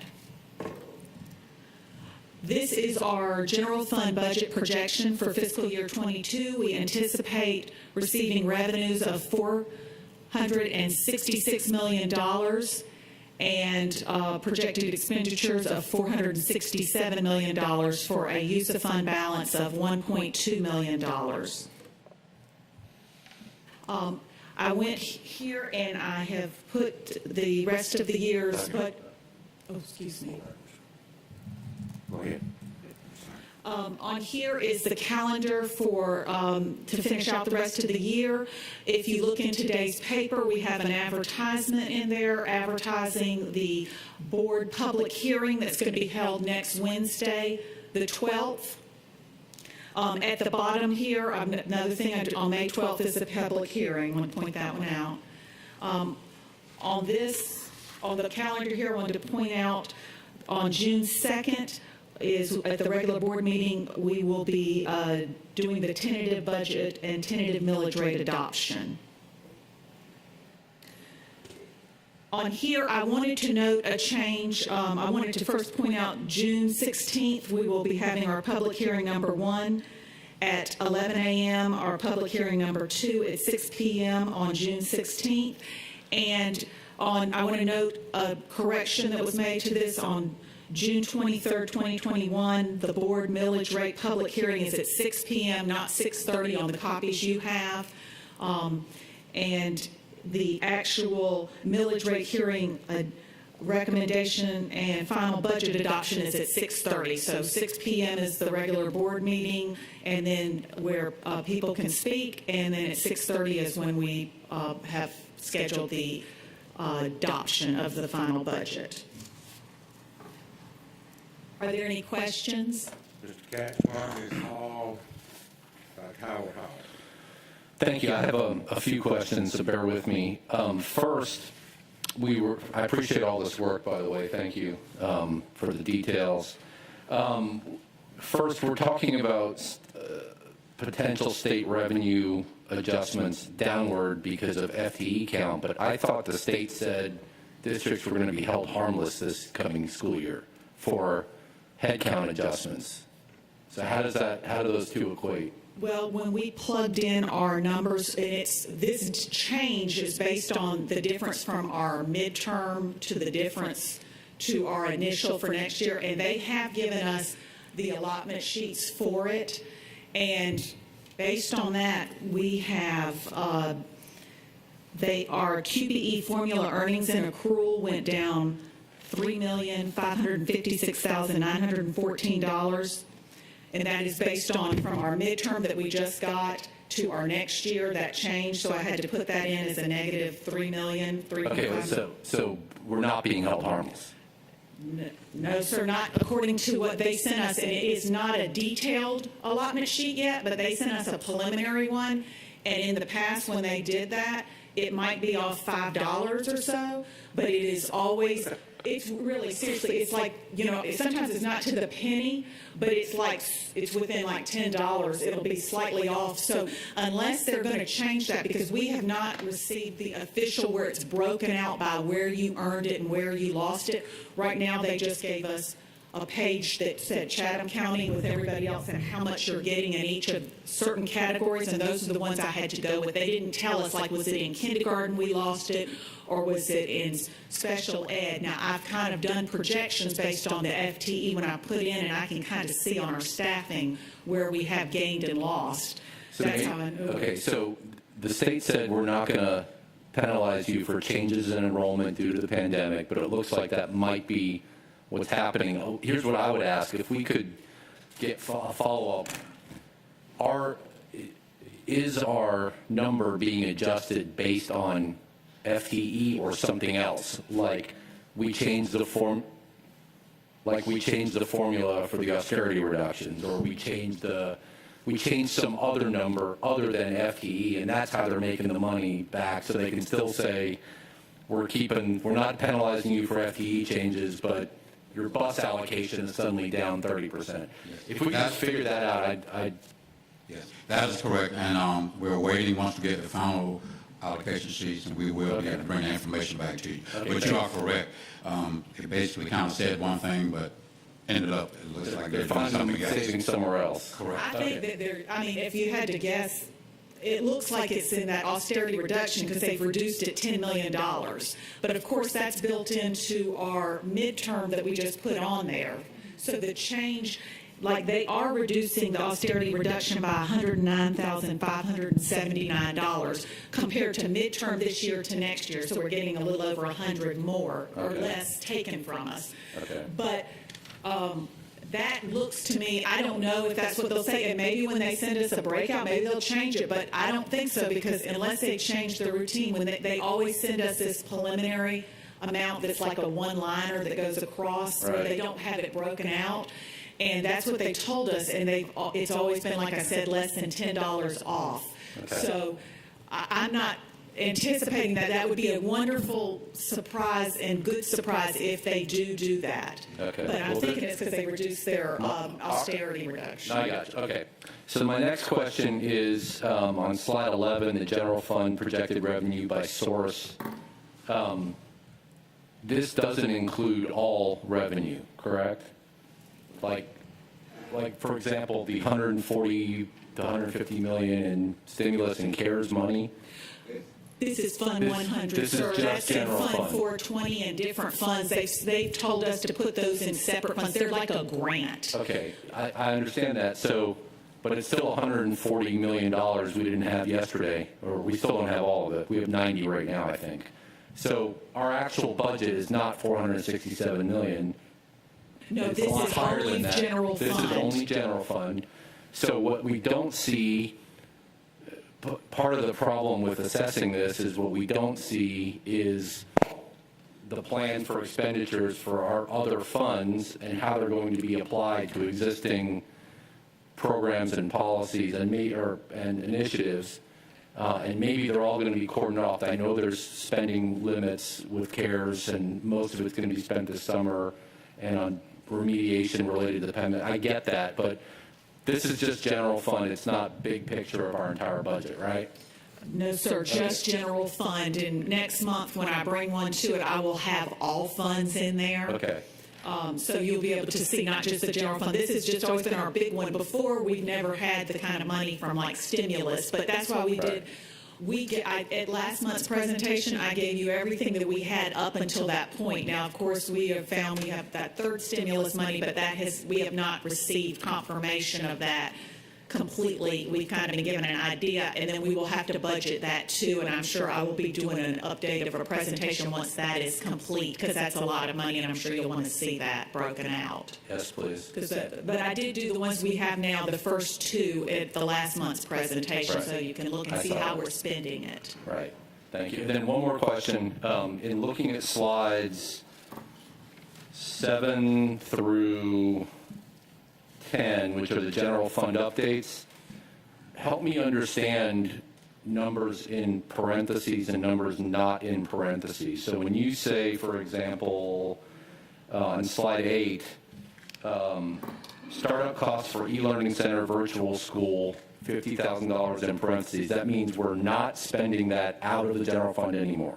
Yes, sir. The parentheses are negative and the ones without are positive. What that means is, like, this year, we had put aside for the virtual learning school startup costs. Is that the one you were asking about, the $50,000? We had put $50,000 out there for them to have money to purchase, like, their computers and all the stuff they needed to start up the new virtual school. Well, they don't need that money now because they're started. They have everything they need. So I can take that out for this next year in 22, and we don't need to. So it's actually a minus expenditure, so it gives us more money. So it's, okay, parentheses is money into the fund, and no parentheses is additional money It's like a we're minus spending. out of our total expenditure. So Right. like if we were going to spend $1 million and you took $500,000, it makes it $500,000 we've spent. So we don't need as much revenue that Okay. way. So when we're adding up the general fund updates, it looks like, I'm just 13 plus 2, 18, 19. It's about a $16 million difference, is that right, when you look at? With our general fund updates before the reductions, are you looking at? Because before Yes. that we are. So it's, I'm looking at, so slide 7, it's about 15 million. Slide 8, it's about 3.5 million. Slide 9, it's about 300,000. And then slide 10, it's a If you reduction add all of about those 2.5. together, the change this year is $13,069,133. But that's including use of fund balance too. The That is 1.8, right? No, the use of well, that's the difference. The total of the difference is if you add and subtract out all of these things together. Like, for example, just going down my spreadsheet, TRS changed. These are all in those 1.8 million that went up. It increased our expenditures. 242,000 and unemployment went up. And then if you look at all of the teachers, I have them all broken out. Was 85,760 for vocational teachers added. For remedial ed, 343,000 added. Well, I don't need those details. I'm just trying to, so on slide 5, when it says increase of 13.069 million, that encompasses everything from slide 6 through slide 10? Yes. Okay. That 13, that is everything on there. If you were to take the pluses and minuses, it should come back to $13,069,133. And then on slide 13, when it says use of fund balance 1.2, we're pulling that out of fund balance to meet the budget for To general meet the fund. budget. And Larry's kind of got something he's going to talk about, because the items that the reason we didn't make it like a totally zero balance is because some of these items are things that need to be be paid for out of the fund balance in the restricted or unassigned or assigned fund. Most of the items that I think on page 8, the board is familiar with some of our legal settlements.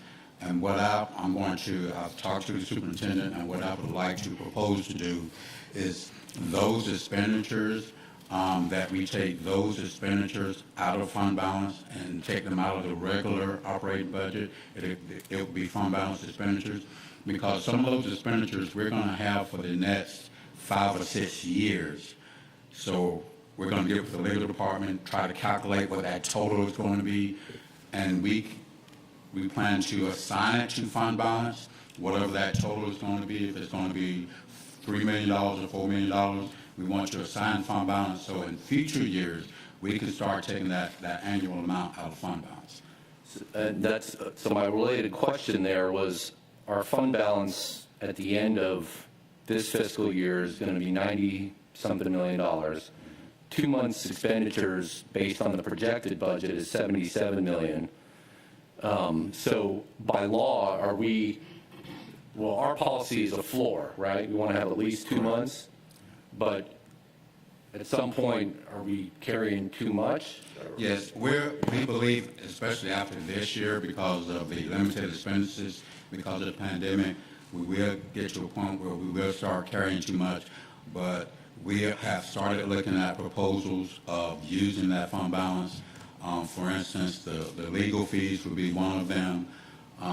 The debt service, we mentioned earlier that we want to use about $4 million, prepay that for next year, but we still have about $8 million left of bus lease payments that would last throughout 2025. We want to go ahead and use fund balance to go ahead and pay those off. So there's some large expenditures that we want to use fund balance for, to go ahead and make the payments and get that fund balance down. So those are the type of things that we'll be bringing to the board. We'll bring a couple of them to the board next month, but there are a couple of others that we're trying to look at.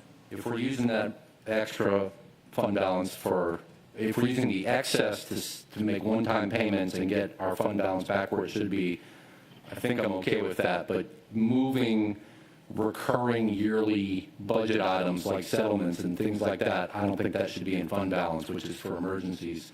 Those should be built into our regular budget process. We're only moving, we have some legal fees that are annual that will be recurring, but we know some of the legal settlements, they will stop at a particular date, so that's the only reason we're looking at those. We know they're going to have an expiration date. I'm done. Sorry for taking so much time. Yeah, those are those aren't like ongoing forever. They're like for 4 or 5 years. I have Ms. Hall and Dr. Howard Hall. Okay, first of all, I'm glad we're talking about fund balance, because I want to make sure that all board members are aware that we found out at the audit committee meeting that we were carrying 6% too much in our fund balance, and we're supposed to be at 15%, we were at 21%. So all of us need to be very alert about what we're going to do. And Ms. Cooley, you're saying that 6% money, you are in the process of reallocating it to other things so that we end up with a 15% fund balance, which is what the state is saying we can have. Yes, ma'am. On these, this is not the entire amount of it. That's where the cabinet is working on other things that are one-time costs to possibly do. We have several initiatives for program improvements that have been submitted to us, and I'm sure that will possibly be considered for use of fund balance, because they're items that we are in desperate need of, our district is, and we have not been able to afford to purchase them in the past. Okay, so when we finish, we will be at 15%. We will keep that level. The goal is to get to that 15%. We may not get there in 1 year, but within the next couple of years, our goal is to get it down to 15%. Okay, so we may get dinged again next year then, you're saying? It's possible, yes, ma'am. Okay. And this leads me into, I don't know, maybe I'm the only one who hasn't been notified about the millage rollback, but I hope that we are going to have at some point a robust discussion about that. I'm very positive and happy that we're in a position where we can do that, but along with the fund balance and with this, I want a robust discussion about the compensation plan. Because if we're able to do a millage rollback and we're able to take fund balance money, we have so much, we're so flush that it may take us 2 years to reallocate it, then certainly we can do better in terms of the compensation for our employees, especially those employees at the bottom.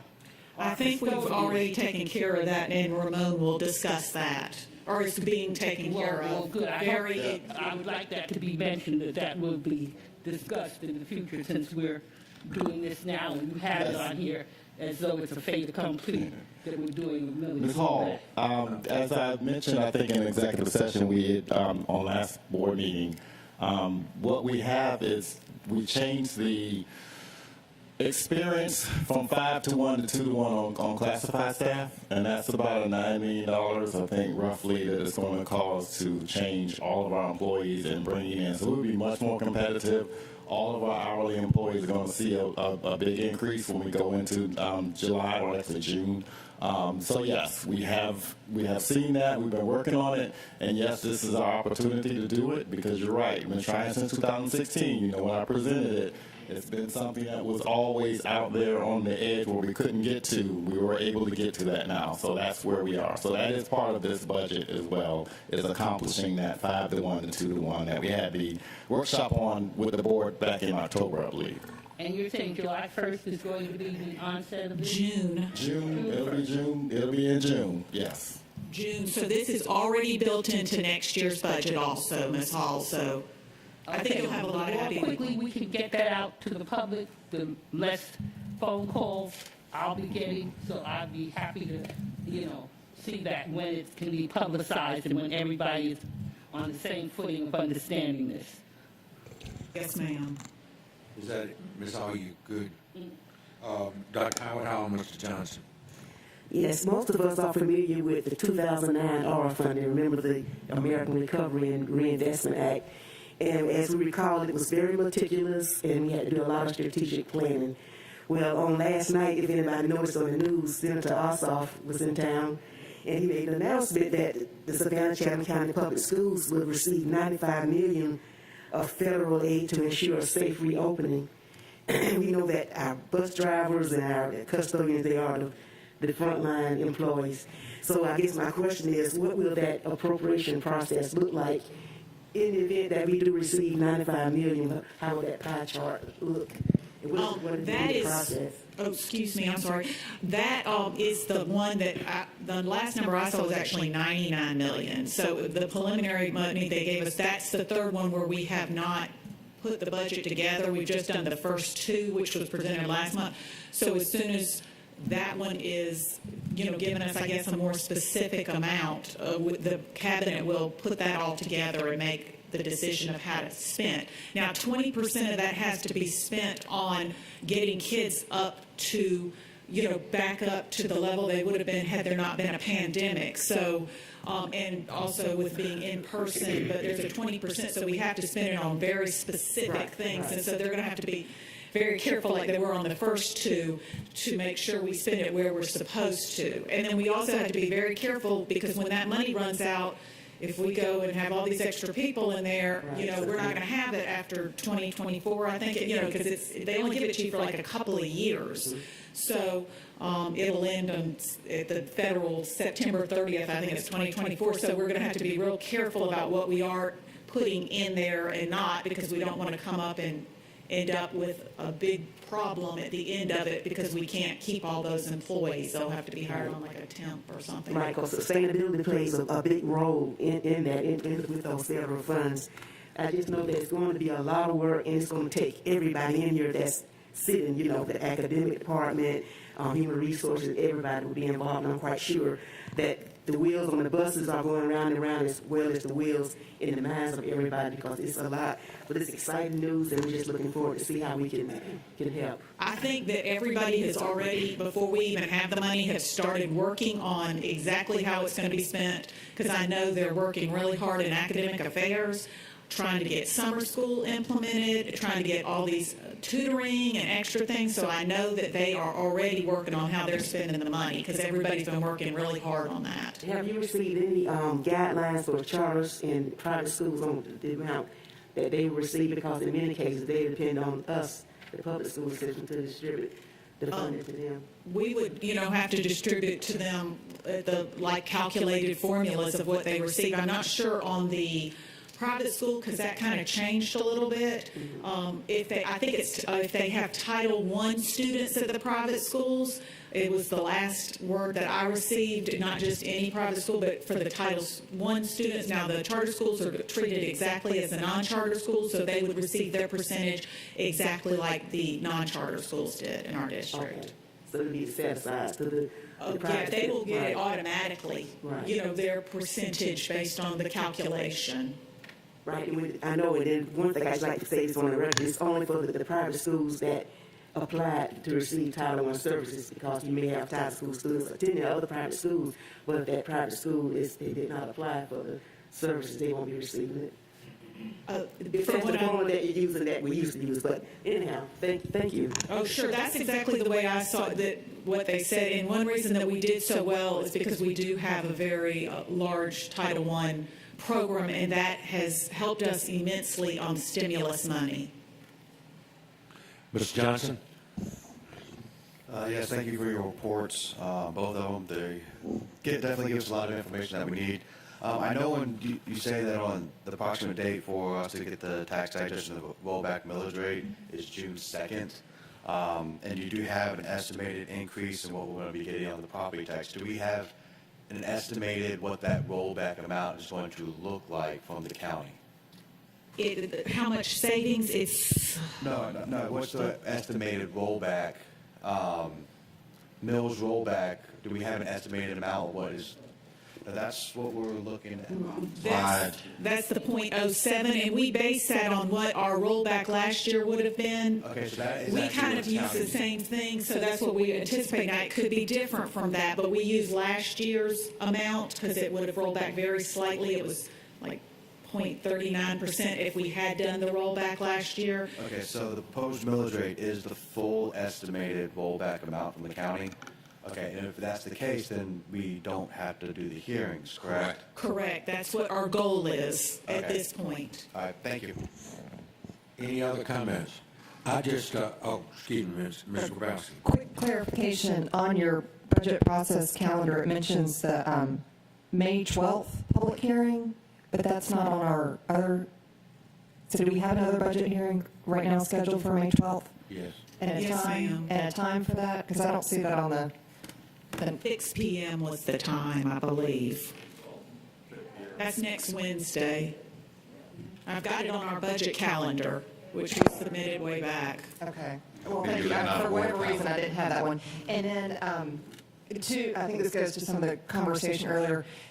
Our budget is very complex, especially with all of the CARES funds, and it's very difficult to communicate, especially to the community who's not diving into these numbers. So I know that your team does an excellent job on presenting that information as we've seen today, but I just want us to be mindful of, as we're going into these hearings, that we are presenting the big picture in the clearest way we possibly can, and then, we can have additional detail back behind it, but just so people understand how all of these funds work together, what's got strings attached. So look forward to seeing that. I know y'all will do that, but I just want to mention that. Thank you. Thank you. The next months is where you'll see more detail as far as all the other funds, so it'll be more obvious that, this is, because this is one small pie, but before the stimulus money, this is our big operating. The general fund is the big one. The grants, we don't have a lot of control over. It's very specific. It has to be spent for very specific reasons. So this is the one we have more latitude to making changes and stuff. So that's why we've always considered this our most important fund. I would just like to remind board members, which I know you already know, but I guess it can't be said enough times. The CARES Act money, as we've been told over and over, we should really consider that a grant, period. And if you've dealt with federal grants before in any job you've ever had, the grant dries up usually after one term, and if you've got people hired, then you're looking for ways to keep them on the staff. And so even though the CARES Act money should come to something around $150 million for us, that is wonderful, but it also is limiting in its own way as we start to think about employment of personnel. Secondly, I would, we've not been hit in Savannah, Georgia, as much as we thought we were going to be hit by the pandemic. I believe it was last month that we saw that our eSPLOST dollars were down 1% after this last year, of 1% from the year before. That says to me that there was still money coming in. We are very fortunate, and I say that not to be proud and boast, but with that, with the CARES Act money, with our general fund, with the fact that we have very carefully in the last 3 years put money into our account so that we could cover us for 2 months.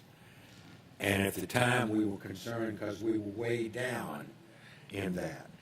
Ms. Hall was in the group last week, as we heard from the auditor, that we've now got too much money in there. So we have to be very careful. We have voted to proceed forward with an eSPLOST, which will continue in the eyes of many of our public, that will continue to tax them an additional penny per dollar. We have to be, in my opinion, very cognizant of what we're asking for, what we're spending, and how we're spending it.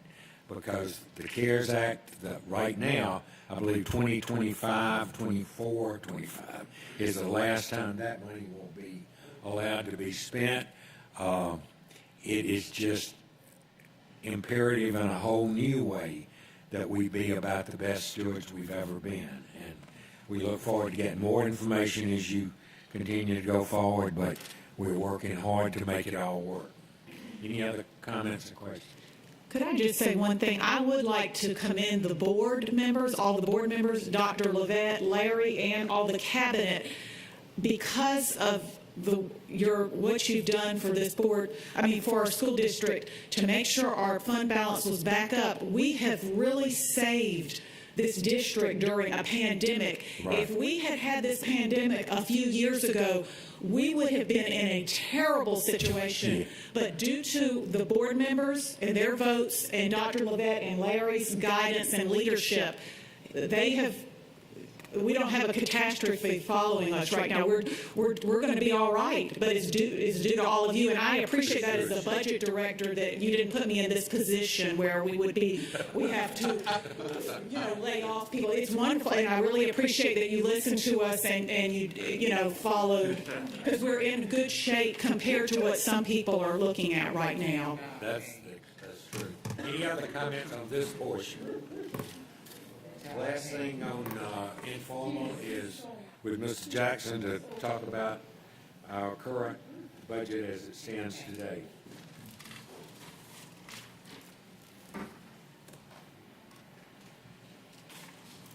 Good morning, everyone, and I will try to be brief.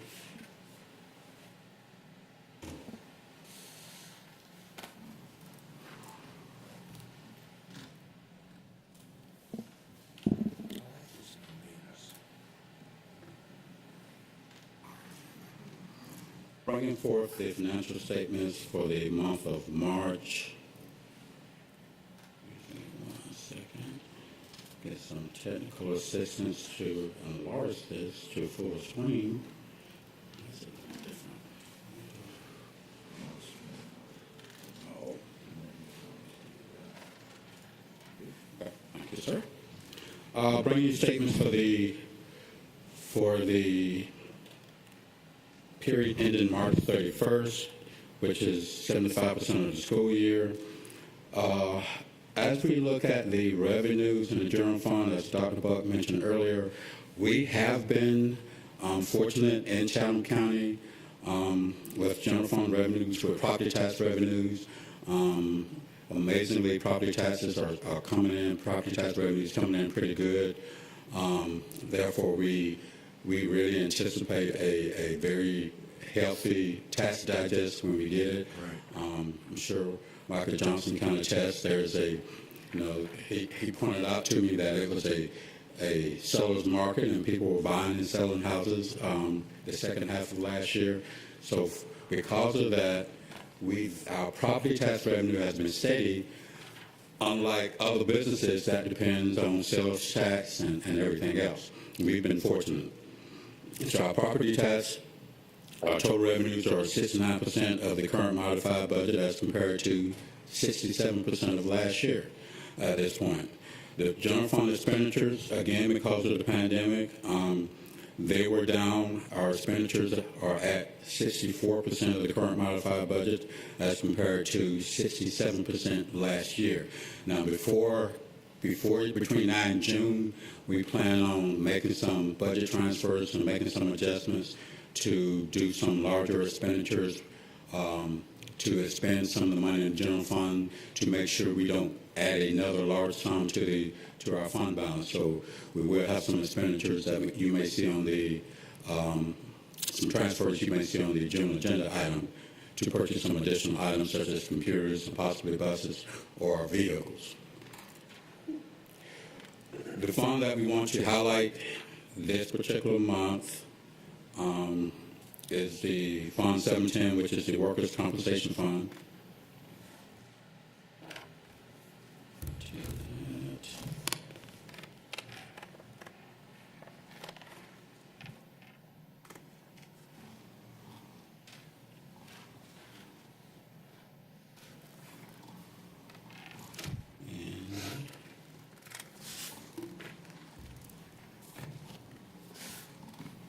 The Workers' Compensation Fund is the district self-insured. The district is self-insured for risks associated with workers' compensation. The fund is an internal service fund which is used to account for associated activity with workers' compensation. An internal fee of 0.68% is applied to all payroll activity within the district. This is recorded as an expenditure in each one of those other funds where we have employees. The primary expenditure of this fund is for worker compensation claims. This year, we really, other than the insurance itself, we haven't had a lot of claims, basically due to the pandemic and a lot of employees were not in the buildings for a majority of the year. So this year was actually a good year as far as workers' comp. The other item that we address every month is school food service. At the end of March, we're showing a loss of about $1.2 million.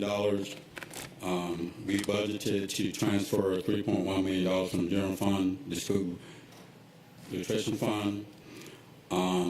Normally, we probably would have anticipated a loss, but one of the things that we adopted in the CARES 2 budget, we're going to transfer about $3 or $4 million of expenditures out of the school food service fund to the CARES Act fund, and that's going to help that fund free up the expenditures and help that fund keep some of the revenue that it's getting.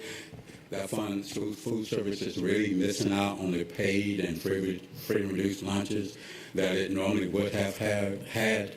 Something else, as I mentioned earlier, something else that we're actually looking at is we have an operating transfer from the general fund now to school food service. We may look at increasing that number so that school food service would have additional funds that it may be able to use to buy equipment, and we replace some equipment in some of the schools in future years. Again, that portion, that piece would come out of fund balance in the general fund and go to school food service. Then they would have those funds available in future years to expend, and it would free up get our percentage down in the general fund. But that's is another example of how we're planning to use the general fund balance going forward. We know we have areas within the district where we need to spend some money, and food service is definitely one of them. But other than that, that's all of my report. Are there any questions? Greenman, Ms. Hall. Will the extension of free lunch until June 2022 create any problems for school nutrition?